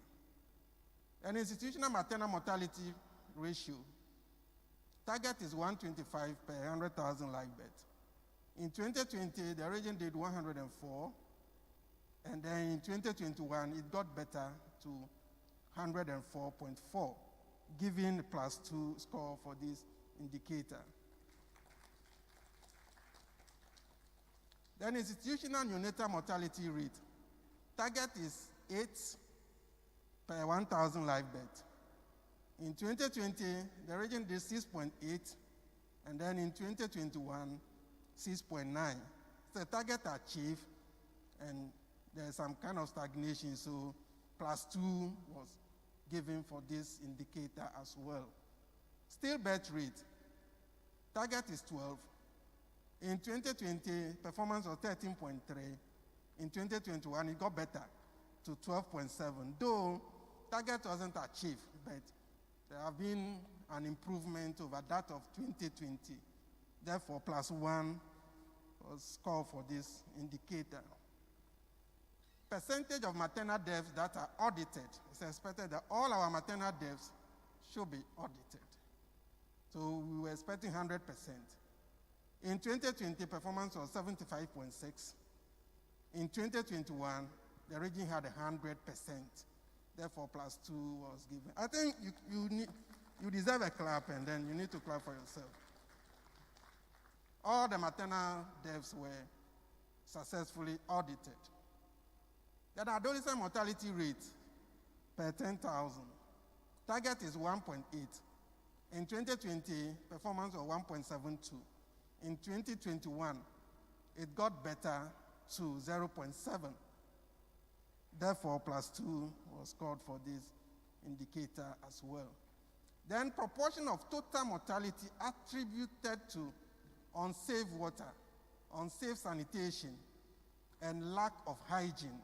So in this case, we are looking at cholera, typhoid, and then paratyphoid. Target is 0.5 to 1.5. In 2020, the region did 10%. In 2021, there was a massive improvement down to 1.1%. Though we couldn't achieve the 0.5%, there was a drastic improvement. Therefore, +1 was scored for this indicator. Then, proportion of total mortality attributed to external causes, that is road traffic accident, falls, burns, accidental poisoning, and then exposure to nauseous substances, accidental drowning, and other transport accident. The target here is 5 to 10. In 2020, performance was 0.49. In 2021, performance was 0.54. Though we were not able to, or the region was not able to achieve this indicator's target, there was a massive improvement. So again, +1 was scored for this indicator. Then proportion of total mortality attributed to non-communicable conditions, non-communicable diseases, i.e. neoplasm, circulatory and cardiac conditions, diabetes, chronic obstructive respiratory diseases, and so on. Target is 30 to 50%. In 2020, performance was 24%. In 2021, performance was 24.5%, though there was a slight improvement, but the region is far away from the target.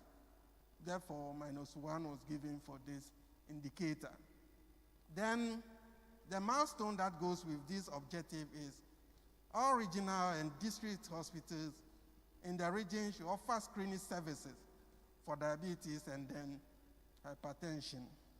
And evidence available shows that, yes, the region has this implemented in all the hospitals in the region. Therefore, +2 was scored for this milestone. So all put together, put the region again at 3.9 for this objective. 3.9 for this objective. So factors contributing to the progress or retrogression. One, the Regional Director of Health Services and the Regional Health Information Unit ensure that there is mentally validation. This is adhered to every month. And then safe motherhood and life-saving trainings were carried out. And then frequent neonatal and maternal mortality audits were carried out. However, on the other side is inadequate publicity on the presence of wellness clinics in the district facilities. The wellness clinics are there, all right, but the utilization is a main issue.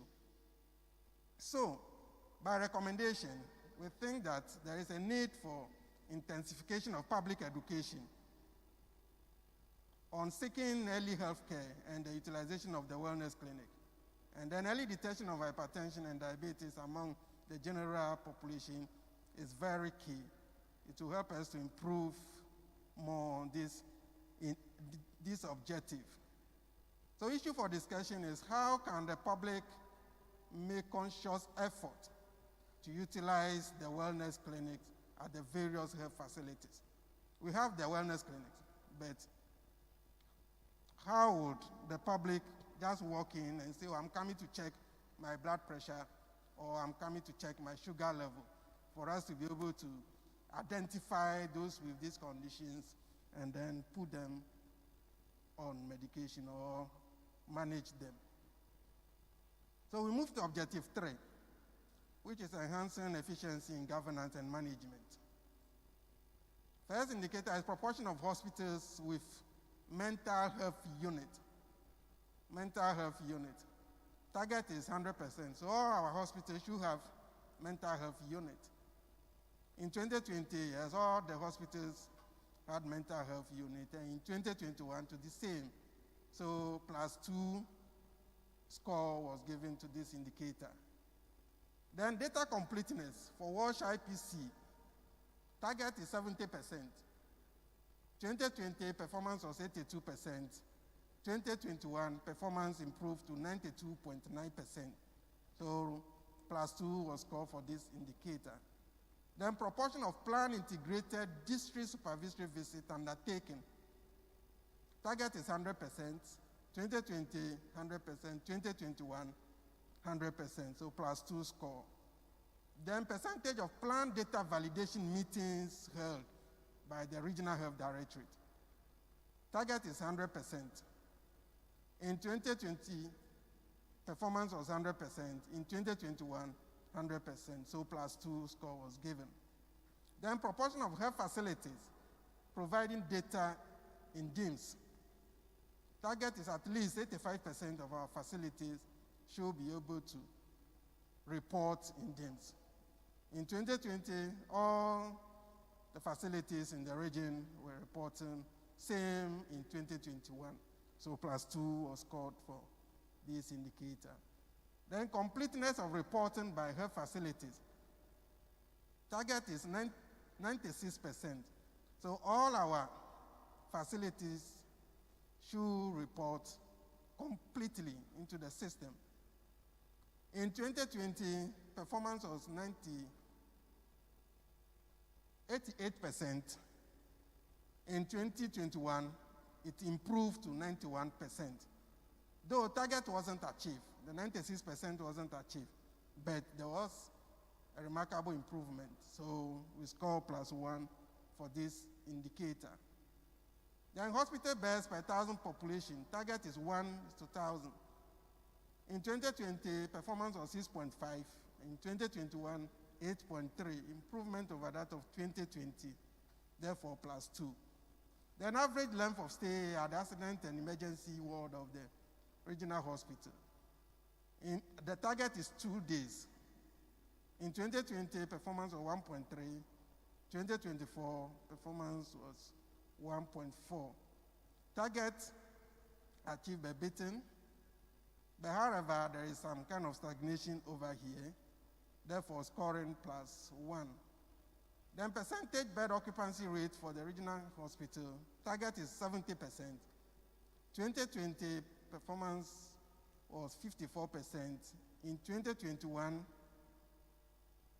it dropped to 45.4%, giving -2 score for this indicator. Proportion of hospitals with functional emergency department, target is 100%. In 2020, performance was 100%. In 2021, 100%, therefore +2. Then percentage of district hospitals with functional public health unit. So it's expected that all our district hospitals should have a public health unit, which should be functional. And the region had all in place in 2020 and in 2021. So +2 score was awarded here too. Then per capita expenditure on health in US dollars or in USD. Target is 15 USD. In 2020, performance was 18.1. In 2021, 19.61. Target achieved and improved upon, therefore +2 score was awarded. Then per capita GOG allocation to health in cities. Target is 37 Ghana cedis. Performance was 55 in 2020, and then 2021, 72.92. Target achieved and improve upon, therefore, +2. Then average revenue per patient is 30 Ghana cedis. In 2020, 24.65 was the achievement, and in 2021, 28.3. Though target was achieved, but there have been a drastic reduction over that of 2021. This one, the smaller the better. So the indicator was scored +1. Percentage change in annual revenue mobilized from all sources. Target, it should be more than 5%. In 2020, performance was 16.34. In 2021, it got improved to 30.68, therefore +2 is awarded. Then GOG budget execution rate for goods and services. Target is 80%. In 2020, performance was 39.7. And then in 2021, there was a drastic jump to 99.16%. 99.16%. Therefore, +2 was given or score for this indicator. Then GOG budget execution rate, target is 85%. In 2020, performance was 144.78, and then in 2021, it dropped to 119.24%. The drop has been very huge. Therefore, the indicator got penalized by scoring 0 for the decline. Proportion of NHIS claims submitted on time. Target is 80%. In 2020, performance was 61.54, and in 2021, performance was 85.86. Target achieved and improve upon, therefore, +2 was given. Then proportion of NHIS claims rejected. The target is at least, it should be less than 5%. So in 2020, performance was 2.27, and then in 2021, performance got better to 1.36. Target achieved and improve upon, therefore, a score of 2 or +2 was given. Proportion of IGF spent on personal emolument. The target is, it should be less than 10%. So 10% or less of our IGF that should be spent on personal emolument is expected. But in 2020, we did well, or the region did well with 6.75%. However, in 2021, it didn't go well. Performance rose to 12.74, giving a score of -2. It means more of our IGF, our IGF are being used on personal emolument or spent on personal emolument, meaning maybe we have a lot of casuals and so on. Then proportion of GOG health sector expenditure financed through IGF. Again, it should be less than 20%. In 2020, performance was 25.17, and then in it should be less than 30%, sorry. In 2021, performance was 25.80. In this case, the region achieved the target, therefore, +2 was scored. Then proportion of goods and services budget allocated to health research activities. Target is 5%, so at least 5% of our budget should be allocated for health research activities. In 2021, performance was 1.54, and then in 2020, performance was 1.54. In 2021, it didn't also go well. It dropped to 0.99. Therefore, -2 was scored for this indicator. Then proportion of VMCs with functional audit committees. So in this case, we are looking at BMCs having audit committees, and then the audit committees should be working. So we expect to see a report of the activities of the audit committees. But what we realized during the assessment was that, yeah, the audit committees were there all right, but activities or reports for their activities were not available to show that they are actually working. So in 2020, performance was 100%. In 2021, 0%, giving us -2 score. Average number of medicine prescribed per patient encounter. Target should be less than 3. In 2020, performance was 2.7. In 2021, 3.0 on the line. Target achieved, so +2 was given.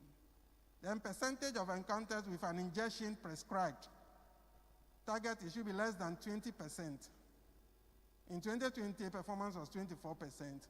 In 2021, it got better to 13%, giving us +2 score. Then percentage of medicine prescribed by generic name. Target is all our medicine prescribed from the facility should be by generic name. In 2020, performance was 93%. In 2021, it dropped a bit to 91%. Target not achieved and a bit drop. However, there is some kind of stagnation from the previous year to the year under review. Therefore, +1 was scored. Then percentage of prescription with antibiotics. So at least it should be less than 20%. In 2020, it was 53%. In 2021, it got better to 44%. Though target of 20 or below 20 wasn't achieved, but there was a remarkable improvement from 53 to 44. Therefore, +1 was scored. Here, the lower, the better. Then tracer medicine availability in the regional medical stores.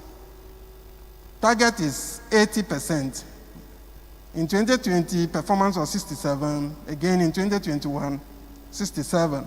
Therefore, target not achieved, and the performance is a bit far from the target. Therefore, -1 was scored. Then percentage adherence to procurement plan. Target is 70%. In 2020, it was 100%. 2021, 100%. Therefore, +2 was scored. Then percentage of district hospitals with functional quality assurance teams. Target is 100%. In 2020, it was 100%. In 2021, too, it was 100%, therefore +2. Then the milestone that goes with this objective is making sure that we fully implement the last mile distribution system to cover all the facilities in the region. And evidence available shows that, yes, the region has fully implemented the last mile distribution, which covers all the facilities in the region. Therefore, this milestone was also scored +2. Putting all together, Objective 3 for the region is 4.1 score, which is highly performing. Highly performing. So factors contributing to progress and retrogression. One is good data management practices, then adherence to national policy on functional emergency department, then good facility leadership has also helped in the sustainability of the functional public health unit. Then on the other side, or negatively, is high proportion of IGF spent on personal emolument. Then functionality of audit committees at the facility level was also a challenge. Then inadequate tracer medicine available at the medical stores. So by recommendation, I think monitoring and supervision of BMC audit committees at the facilities needed to be intensified so that the committees are there all right, but what are they doing? We need to push them so that they become active. Then key issue for discussion is how do we ensure adequate tracer medicine availability at the medical stores. So we move to the last objective, which is intensification, prevention, and then control of communicable diseases, and ensure the reduction of new HIV is another STI, especially among the vulnerable groups. So indicator 1 is Penta-3 coverage. Target is 97%. In 2020, the region did 95%, and then in 2021, 99.6%.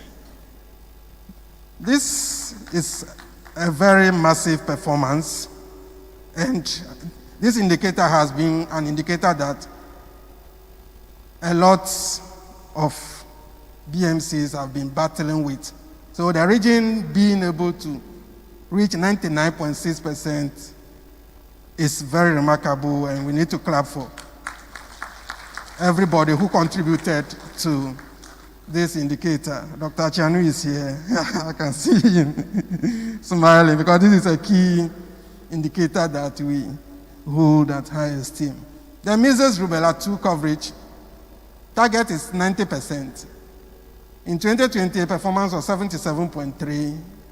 In 2021, again, it got improved to 82.2%, though the target of 90% wasn't achieved, but there was an improvement. Therefore, +1 score was given. Then ART coverage, target is 80%.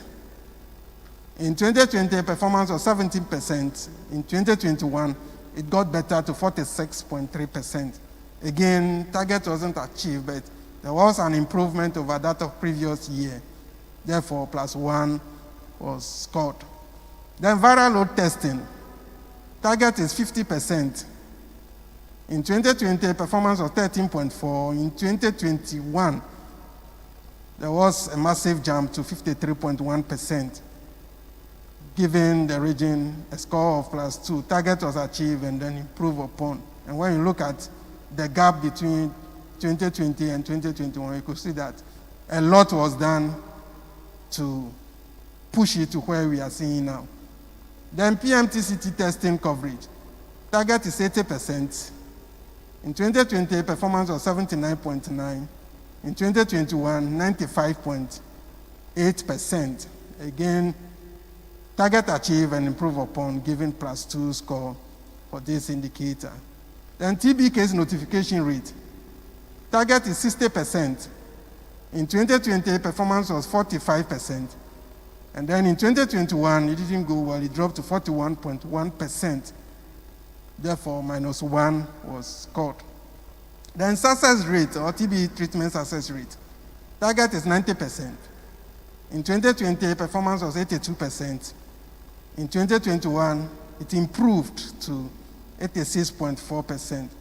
Though again, target wasn't achieved, but there have been an improvement over that of the previous year. Therefore, +1 score was given. Then proportion of suspected malaria cases that were tested for malaria before treatment. Target is 95%.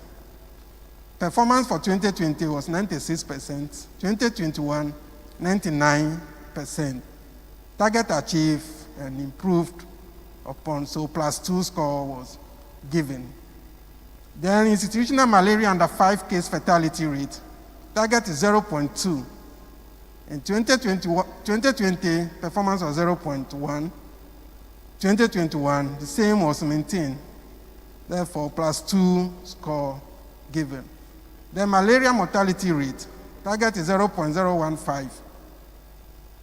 In 2020, performance was 0.7. In 2021, it got better to 0.0, given a score of +2. Non-polio AFP rate, it should be more than 2. In 2020, performance was 6.9. In 2021, there was a drop to 6.1. Because the drop was huge, the indicator was penalized. So 0 was awarded for reduction or for reducing in that performance. Surgical site infection rate, target is less than 5%.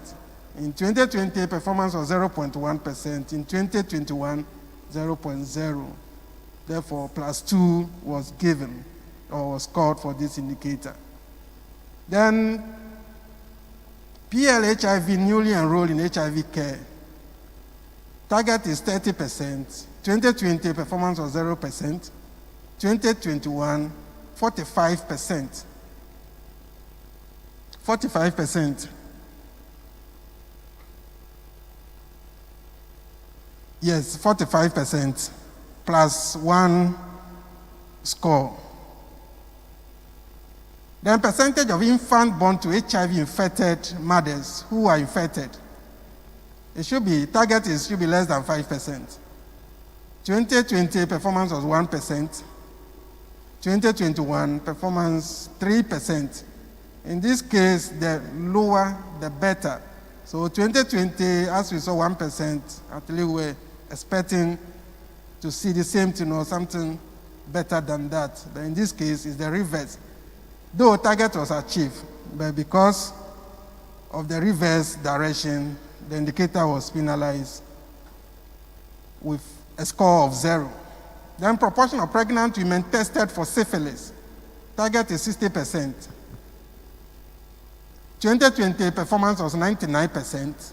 2021 performance was 96%. Target of 60% achieved, so +2 was scored for this indicator. Then malaria incidence rate. Target is 165 per 1,000 population. 2020 performance was 198.3. In 2021, it got worsened to 207. Therefore, -1 was scored for this indicator. IPT3 coverage. Target is 50%. 2020 performance was 49%. 2021, it got better to 51%. Target achieved and improved upon. Therefore, +2 was scored. Then case fatality rate for epidemic-prone diseases. Cholera, meningitis, yellow fever, and others. Target should be less than 5%. 2020 performance was 2%. 2021, 0%. So +2 score was awarded for this indicator as well. This objective, or objective 4, goes with a milestone which look at elimination of mother-to-child transmission for HIV services fully integrated into the maternal and child health services. Again, evidence available shows that yes, this has also been done by the region. Therefore, +2 score was awarded for the milestone as well. Putting all together, objective 4 saw a score of 4.3. 4.3, which is also a highly performing score, highly performing zone. So factors contributing to progress and retrogression. 1, PMTCT has been integrated fully into the ANC services. And then improvement in ART services was also observed. Availability of test kit, and then supportive visit, and provision of feedback to districts regularly also contributed to this performance. But on the other side, reduction in non-polio AFP rates affected the performance of this indicator. Then decreased TB case notification in the region also affected the objective. And then increased malaria incidence rate also affected the objective negatively. Then by recommendation, we think that there is a need to improve surveillance activities in the region Because as we saw non-polio AFP rate, which is a proxy going down, it may be a signal to what is happening with other priority diseases too. So there's a need for intensification of surveillance activities. Then increase use of TB screening tool at the OPD. And then issue for discussion, what are the strategies that we can use to reduce malaria incidence rate in the region? So overall score put together, put the region at 4.1 score out of 5, which places the region at a highly performing zone.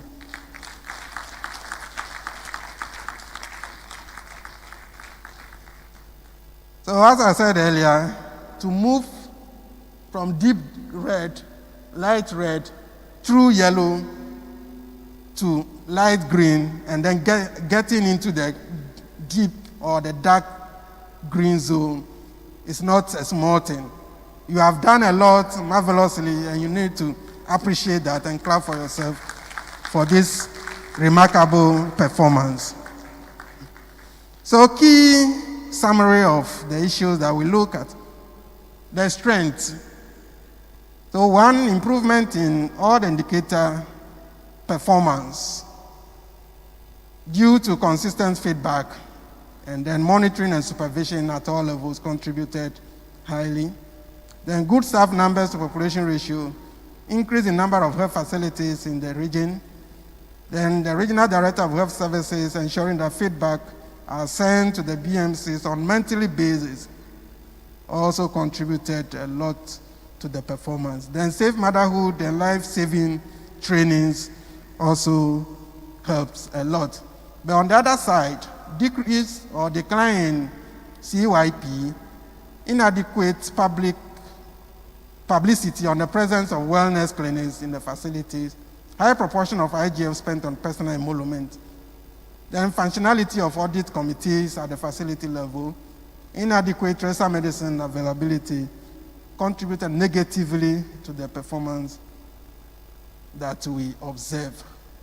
Then again, frequent neonatal and maternal mortality audits, good data management practices, adherence to national policy on functional emergency department establishment, good facility leadership also led to the sustainability or the sustenance of the functionality of the public health unit, emergency department, data validation teams, and then quality assurance team. Then PMTCT fully integrated into services provided at the ANC.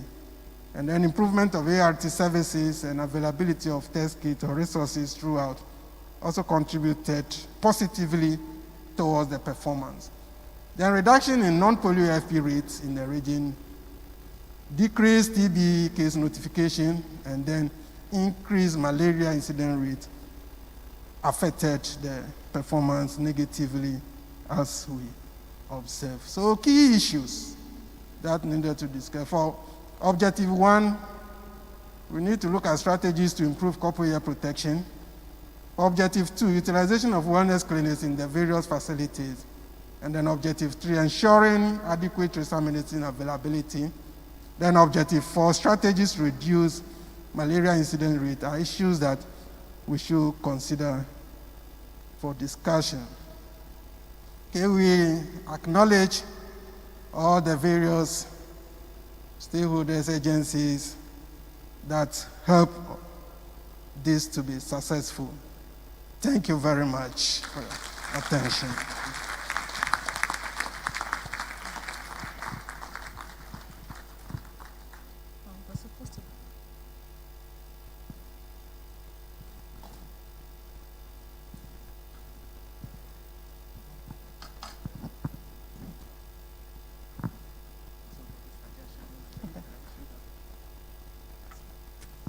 Right, thank you very much for the presentation, sir.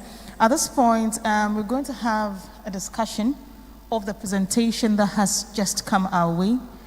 If there are any observations you have made, any additions you have made, you want to make, If there are any gaps you have identified that you'd want to speak about, this is the time to do so.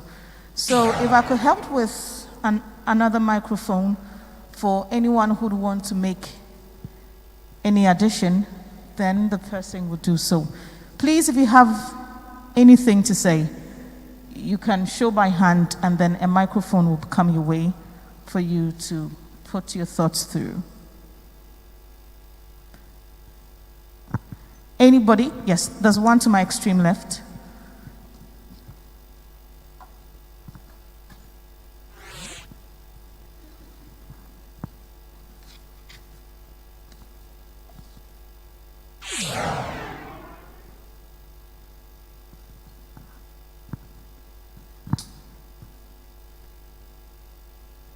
Hello?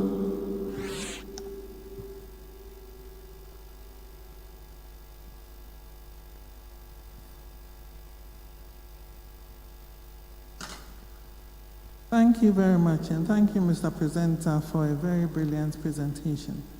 My name is Yvonne Graham Hayfron. I'm from Cape Coast Country. There's one indicator that I don't quite understand. That's the proportion of total mortality attributed to external causes. And according to this indicator, it looks like you want those who have accidents and are poisoned and things to die. And that is not the aim of our calling. Ours is to make sure they get better and go home. So why is it that we are underscored for this indicator? Thank you. Thank you. Any other? Yes. So right ahead, there's one.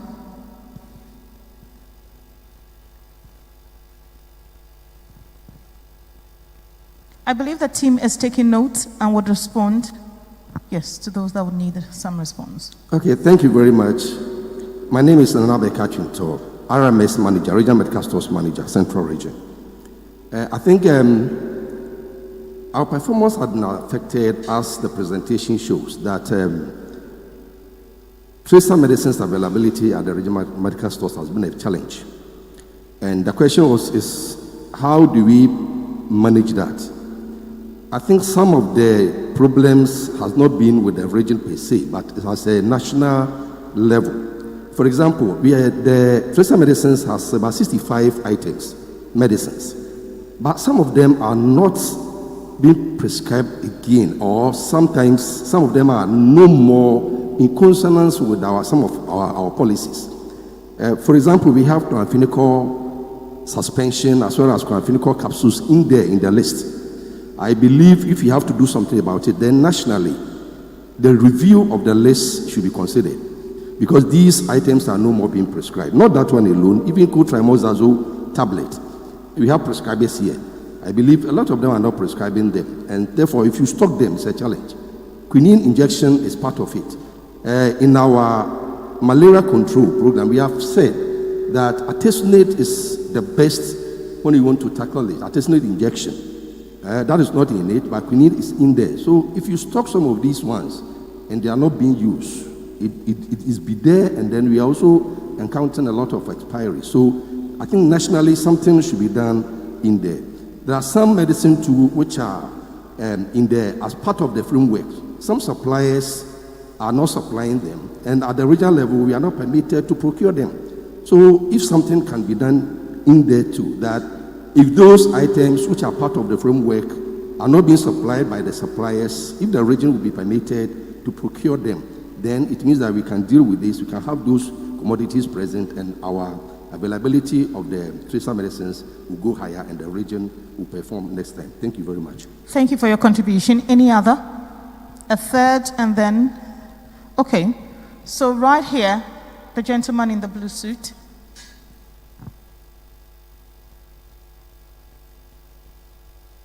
Thank you very much. Thank you for a very good presentation.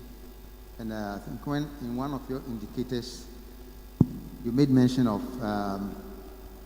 the number of days somebody must be at the accident and emergency.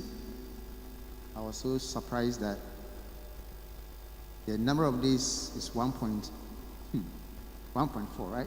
And they wanted for 2 days. So why do you keep the person for 2 days when the person is well? When the staff have worked hard to keep the patient alive and is well to go home. And the indicator is saying we should keep the patient for 2 days. Why? And the year 2020, we all saw the upsurge of COVID-19.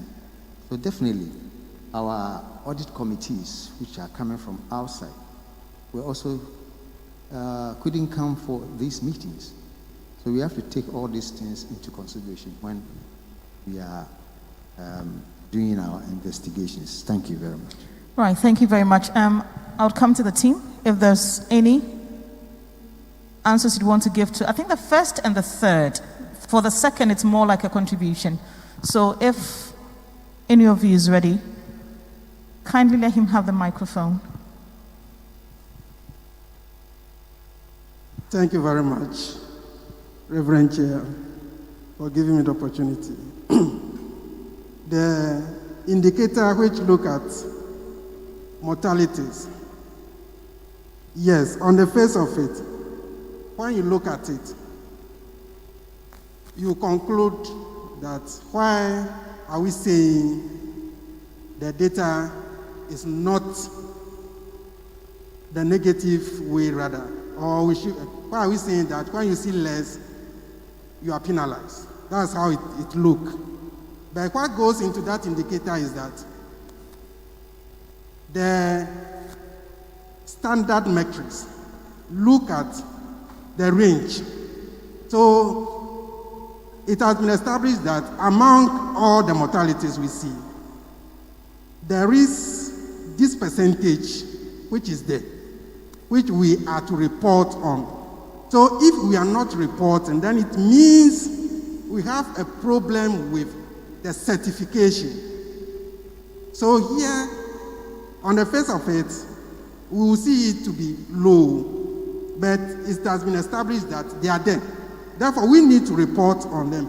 So before we even assess that particular indicator, the cause of death certification must meet a certain standard.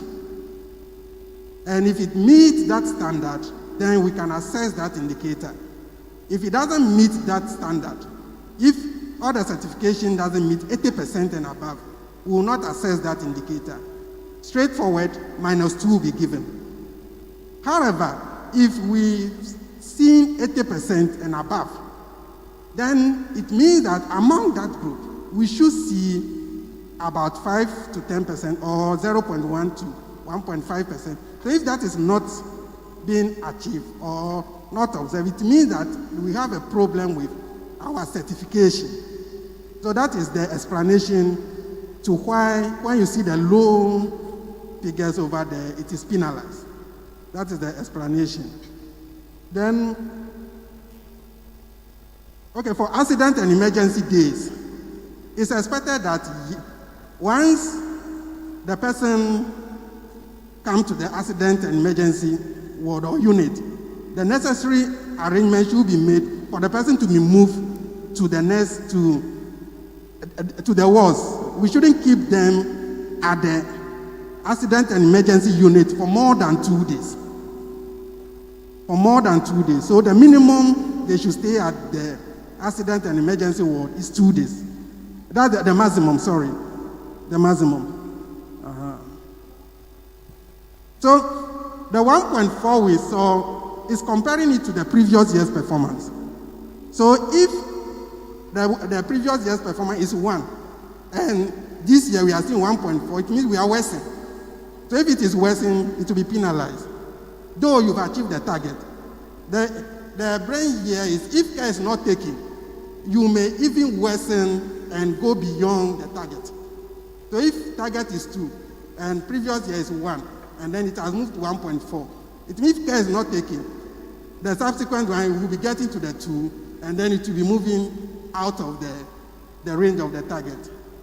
So if it is below, if target is achieved, but you have deteriorated, then it will be penalized. Right, thank you. I believe we would pause here and definitely you'll have the opportunity to do more in-depth questioning and contribution to the presentation. So we'll go for a breather. Cape Def will give us a brief cultural display.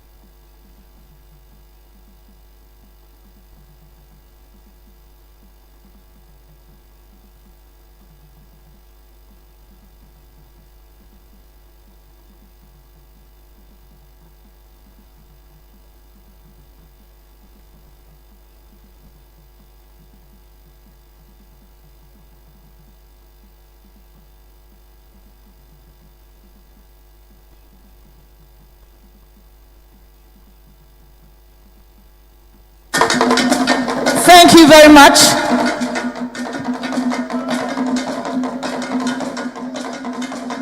Thank you, Cape Dev.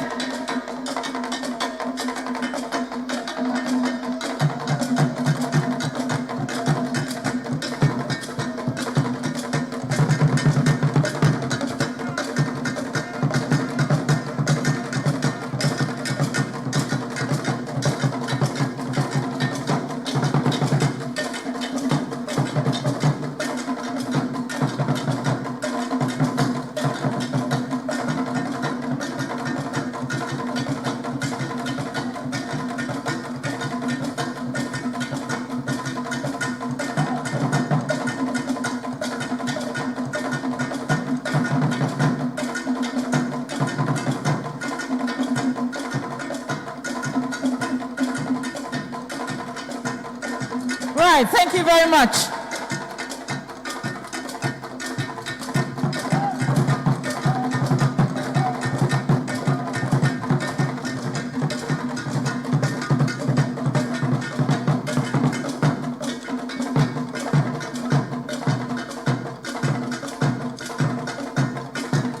Right, let's do it for them. Let's do it for them. Right, thank you very much, Cape Dev. I'm always awed when I see them because just as we can hear the beat of the drum, they can't. Yet they are able to dance to its beat. And that's awesome. Thank you very much, Cape Dev, for that display. Now, we're going to have some presentations made to a few excelling individuals. And I'll call on the Deputy Director of Administration for the Regional Health Service, Mr. Emmanuel Tadi, to help me with the section. Let's welcome him, please.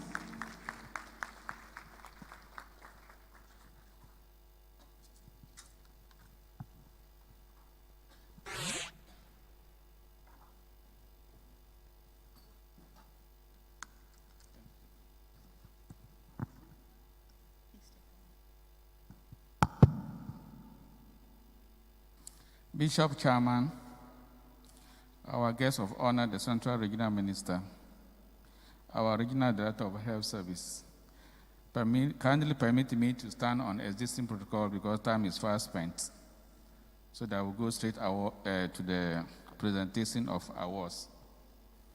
First of all, we have four categories of awards. We have Best Performing Awards for our polyclinics.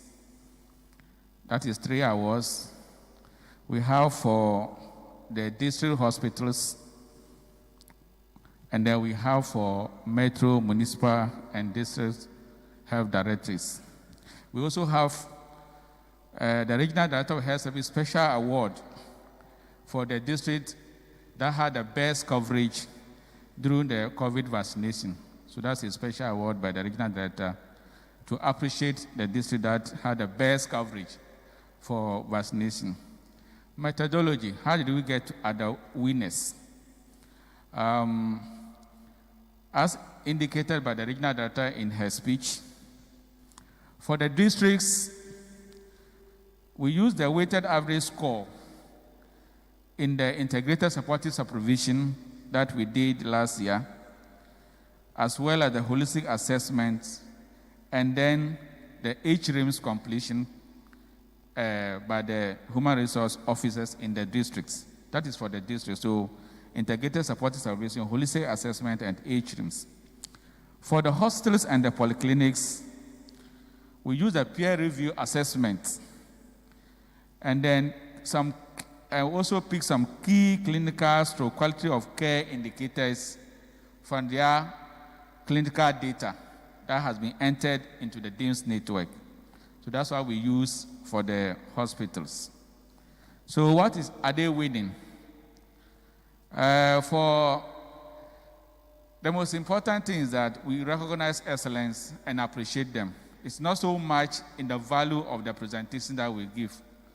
So having said that, the winners in each category will receive a specially designed work log and a citation signed by the Regional Director. So each winner in each category. The rest the first and second runner-up in each category will receive a citation, and then in honor of the award performance. And as the director said, we hope that these awards will motivate those who are performing well and also serve to encourage others to achieve excellence. At the end of it all, our objective is to improve performance in our service delivery. Thank you. So now I go straight to the awards, and I will indulge the hard table to do us the honor. I'll mention the edition, and so that the edition. So we start with from the polyclinic category.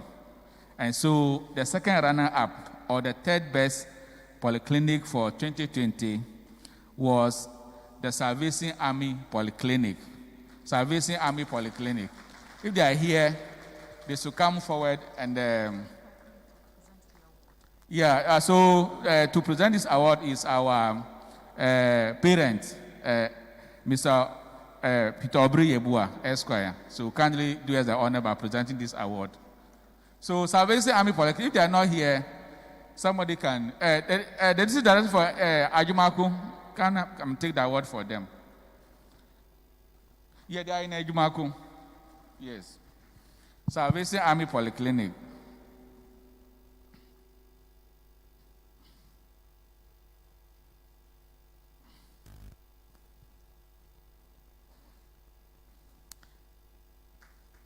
Yeah. So the next award will be presented by the representative of the Vice Chancellor, Dr. Ekenem. And then that is the second runner-up. The second best polyclinic goes to Porting Polyclinic. Porting Polyclinic. Yeah. So congratulations to Porting Polyclinic, and we hope that you do more than this next time. Let's start for them as they come. So the medical superintendent, Dr. Vlad, and the administrator are coming to receive the award. So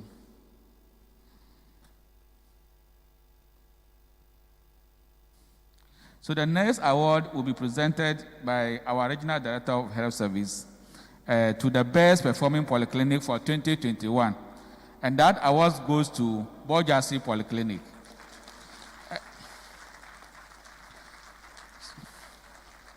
So congratulations to Bojasi Polyclinic. I think this is the second time they are winning the award in a row. So Dr. Martina Johnson and the administrator, congratulations for a good job done. Continue to keep up the good work.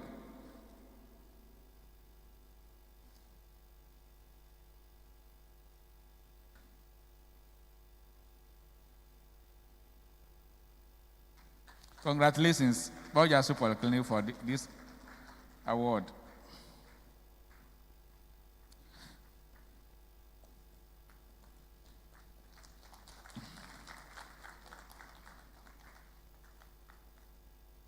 Okay, so we'll move to the hospitals category. And so we go to the third, or the second runner-up. To present this award is the CEO of the Cape Coast Teaching Hospital. So kindly do us the honor. And our third best performing hospital for 2021 is Our Lady of Grace Hospital, Bremen Asekuma.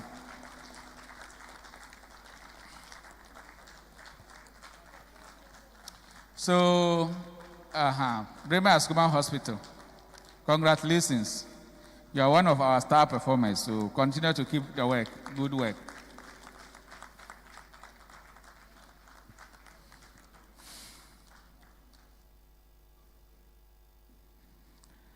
Now, the next award will be presented by our landlord, the Paramount Osabri Makwesiata II, the Omahino of Ogwa Traditional Area.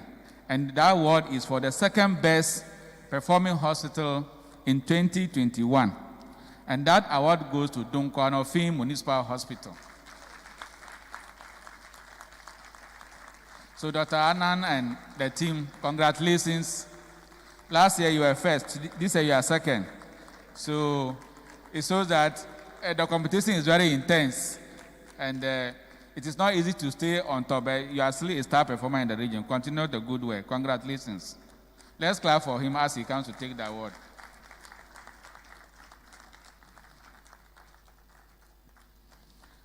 Now,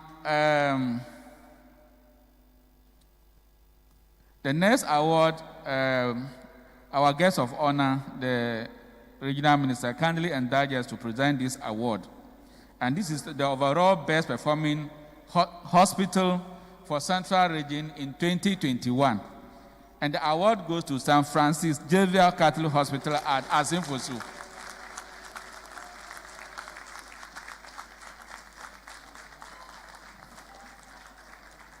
So congratulations, St. Francis Xavier, one of our star performers too. And continue to keep up the good work. Congratulations.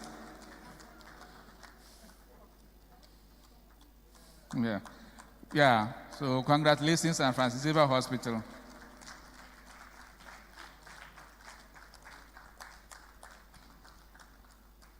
Okay, thank you very much. Yeah, let's clap for them. Yeah, it's not easy to be the best in the region. You've done very well. Okay. So we have reached the Metro, Municipal, and District Health Directorate category. And to present the award for the second runner-up, that is the third best performing municipal or district, is our regional chiefs ambassador. Nana, kindly present that award. And the award for the third best performing district or municipal or metro is Aguna West Municipal Health Directorate. Aguna West Municipal Health Directorate, congratulations. Last year you were first, and this year you are third. So continue to work hard. So Aguna West, let's clap for them as they come to take the award. Aguna West Municipal Health Directorate. So you are third best performing municipal health directorate for this year. So the next award will be presented by the Ghana Health Service Council rep, Mr. Franklin Owusu Ansah. And that is the award for second best municipal or district health directorate. And this award goes to Asin North District Health Directorate. Asin North District Health Directorate. Mr. George and team, congratulations for this award. We have done very well. It's one of our new districts in the region, Asin North, and they are doing very well. Congratulations for your award. Let's clap for them. So we'll get to the overall best district in terms of performance for 2021. And I want to plead with my Lord Bishop if you can present that award to the deserving distinct. And so, ladies and gentlemen, the overall best performing district in the Central Region for 2021 goes to Infantima Municipal Health Directorate. So, ASOPA, Infantima Municipal Health Directorate. Congratulations. Please, this way. Yeah, let's clap for them. Our best performing this Infantima Municipal Health Directorate. Congratulations on your award. You have done very well. Keep up the good work. And this way. Dr. Danso, join them. The medical superintendent at Sopon, join them for the award. It's a team effort. The hospital contributed to the achievement, so join them to receive the award. Now,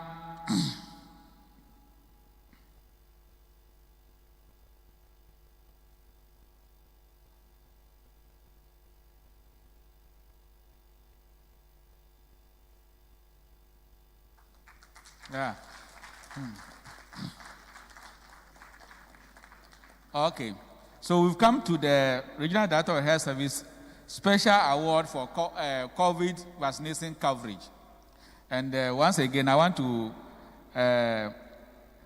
played with our guest of honor. This is a very dear award for us because it shows those who have worked very hard to improve, to push the vaccines in the DC. You know, we have issues of hesitancy, people not wanting to take, but they did very well and achieved a very high coverage for the region. And so we have a special, I don't know, do we have to read the citation or we just, so I could say maybe we can read the citation, but the award goes to Asin North District. Asin North District. So, Asin North District. George, congratulations.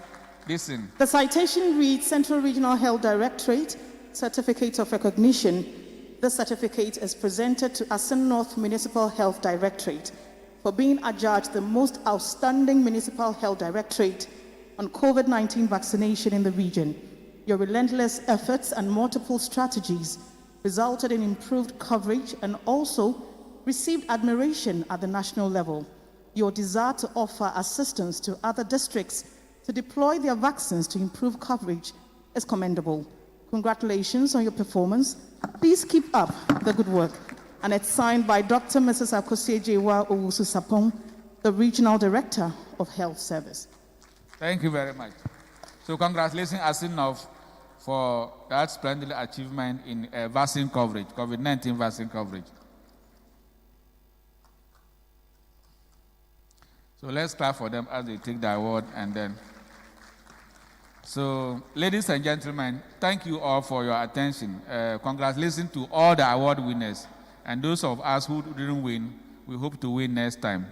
Thank you. God bless you all.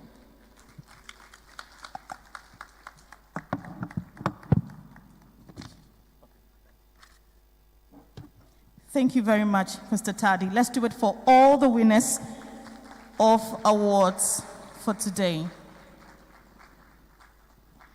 I'll quickly go back to our chair and pick his closing remarks.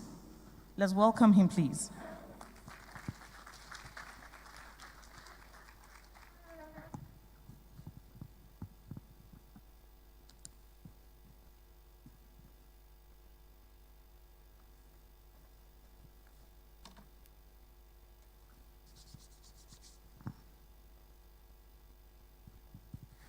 Dearly beloved, I know time is fast spent, but I would have to say time is very well spent. I am grateful for the invitation to have been part of this day's ceremony. I stand on the protocols that have been very well established, and I doff off my hat to those of you who have stayed to the end. It's been worth the while. Definitely we started with acknowledging that today is International Women's Day. And I'd like to say God bless our mothers, and especially today because we are dealing with strengthening institutional systems, improving service performance, and attaining excellence in maternal and child health service delivery in the midst of COVID-19, the role of stakeholders.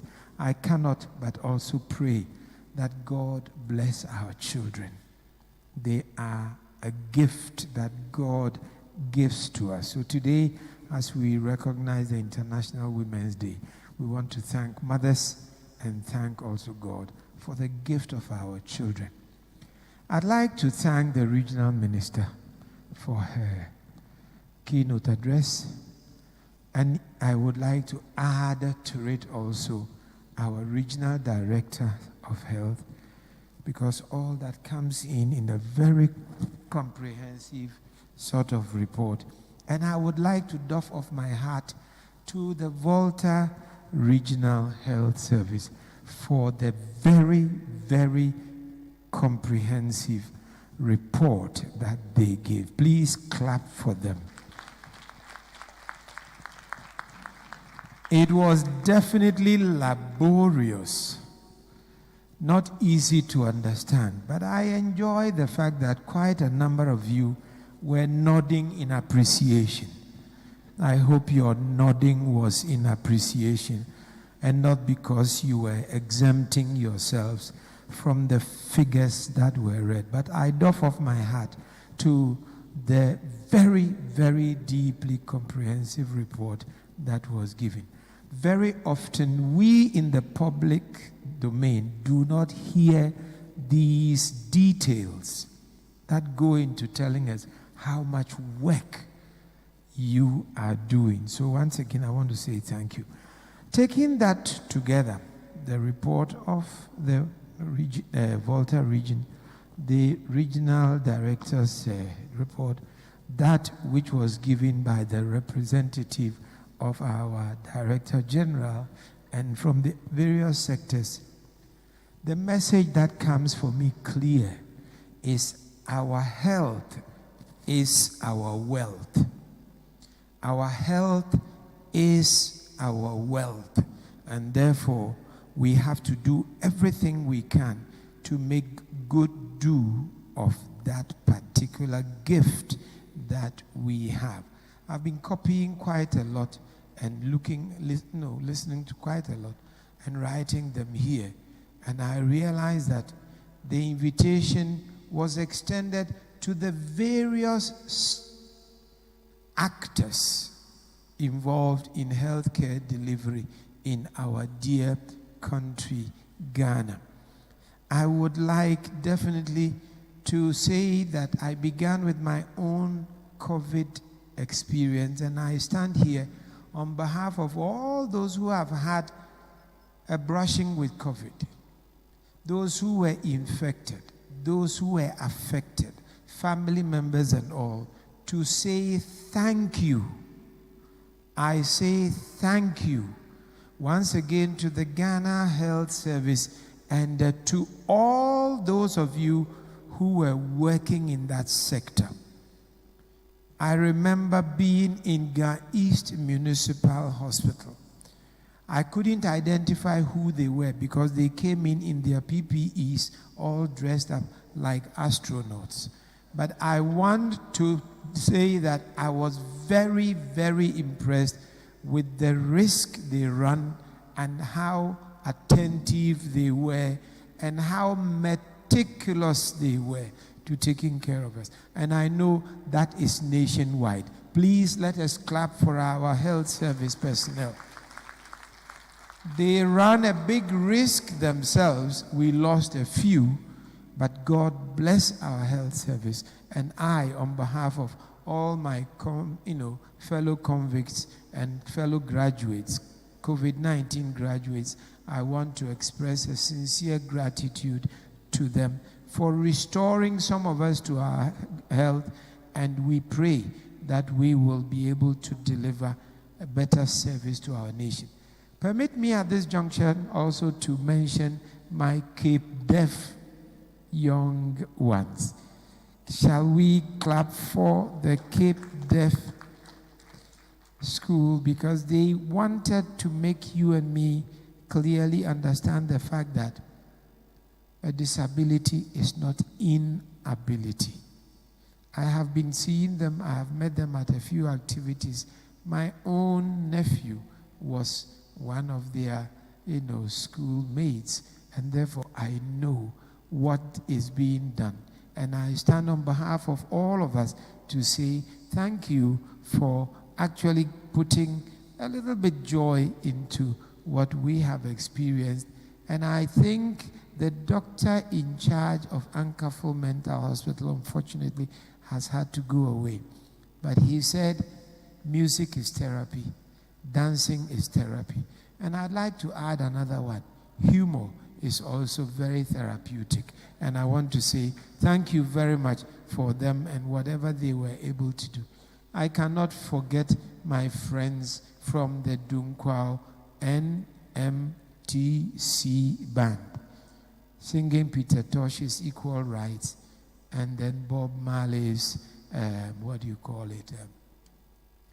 So I want to say thank you for adding a flair of music to it. I'd stand also here to thank you for recognizing the good work and the awards that were given. When you are awarded, it's a call to higher excellence. the sky is the limit. And therefore, those of you who were awarded, please do the best. And those of you who are aspiring, I am sure that we will all manage to do the best we can.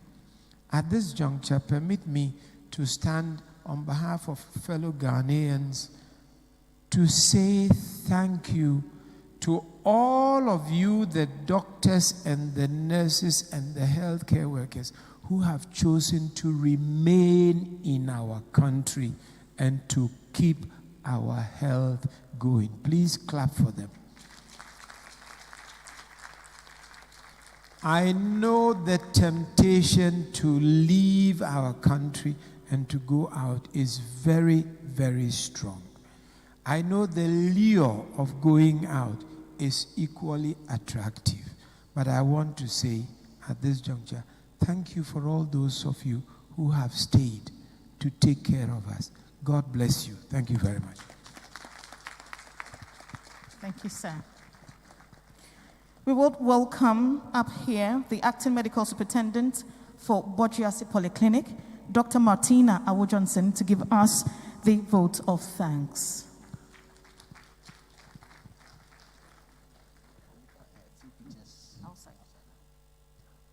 Let's do it for her as she comes up. And she was a proud recipient of an award too. I am indeed honored to be given this opportunity, stand on behalf of my director and my role model to thank all of you. I'm sure we would all attest to the fact that this morning has been a beautiful and a very fruitful session, and we owe God all the thanks and all the praise for bringing us here safely and for seeing us through. So we'll say thank you to our Lord Almighty for making this morning possible. To Your Grace, our chairperson for this morning, thank you so much for coming to spend this morning with us, for coming to take a sneak peek into what we do as a health fraternity here in Central Region, for sharing your experience with us, for your advice, and for appreciating us in every way that you did today. Yes, Nyankopon, unshow. Norma, wansa no jumeni na onkodo. Like to thank our guest of honor, Honorable Mrs. Justina Marigold Assan. Honorable Minister, thank you so much for spending this morning with us, for the advice you have shared with us. Thank you for the support you give us in our health work all the time. God bless you. To our Oman Hen and all our traditional leaders here, the custodians of our land, thank you that whenever we call on you, you do not hesitate, but then you come and grace our occasions for us. Thank you so much. To our Director of HR and the rep from the National Health Service, we say thank you, sir, for traveling from Accra to come here. Thank you for sharing it with us, the message from the Director General. To our parents, the rep from the Ghana Health Service Council, sir, we are very grateful to you for coming this morning and for being with us throughout the program. I'd also like to thank in a special way our Regional Director of Health Service, Dr. Mrs. Sewa Owusu-Sapon. Thank you for spearheading the organization of this program and for making this session a success. Thank you for being here. To the CEO of CCTH, thank you, sir, for your presence here this morning.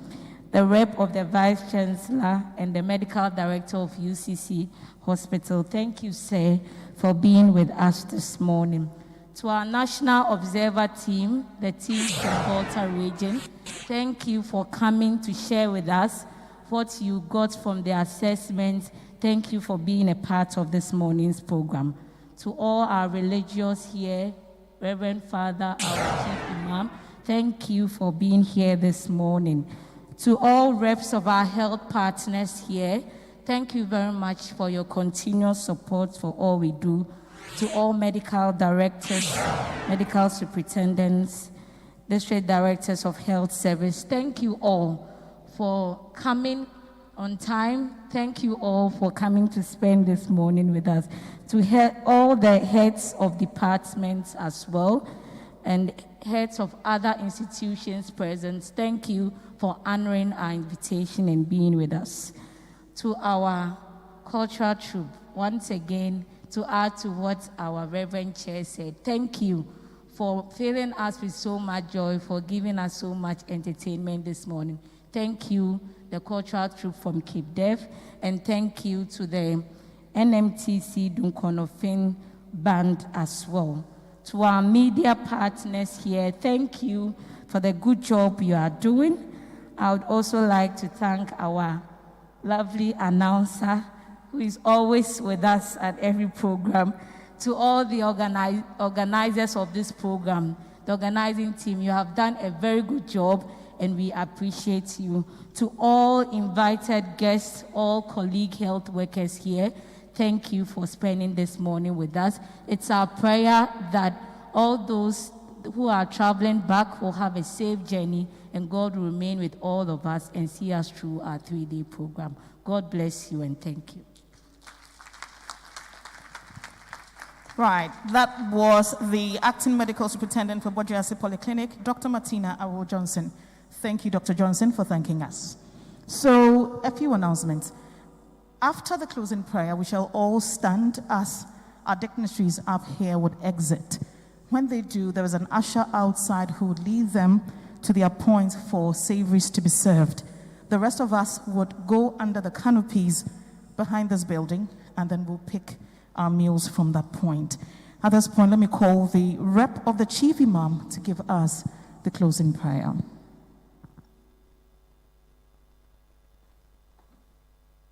Shall we welcome him, please?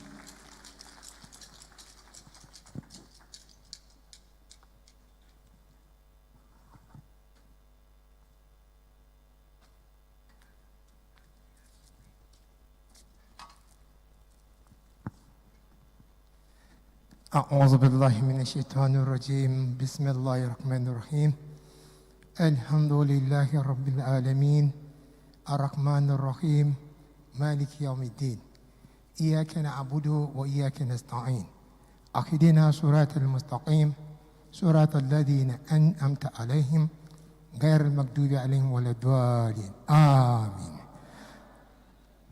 Amen. Thank you very much, sir.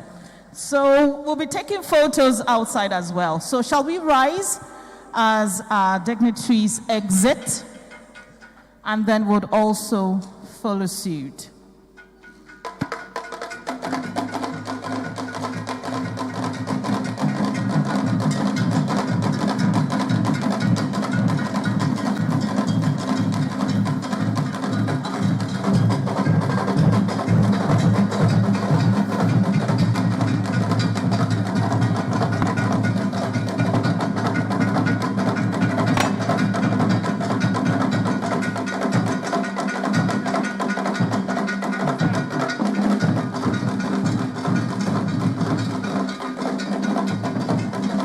Okay, so the rest of us can follow. Thank you very much.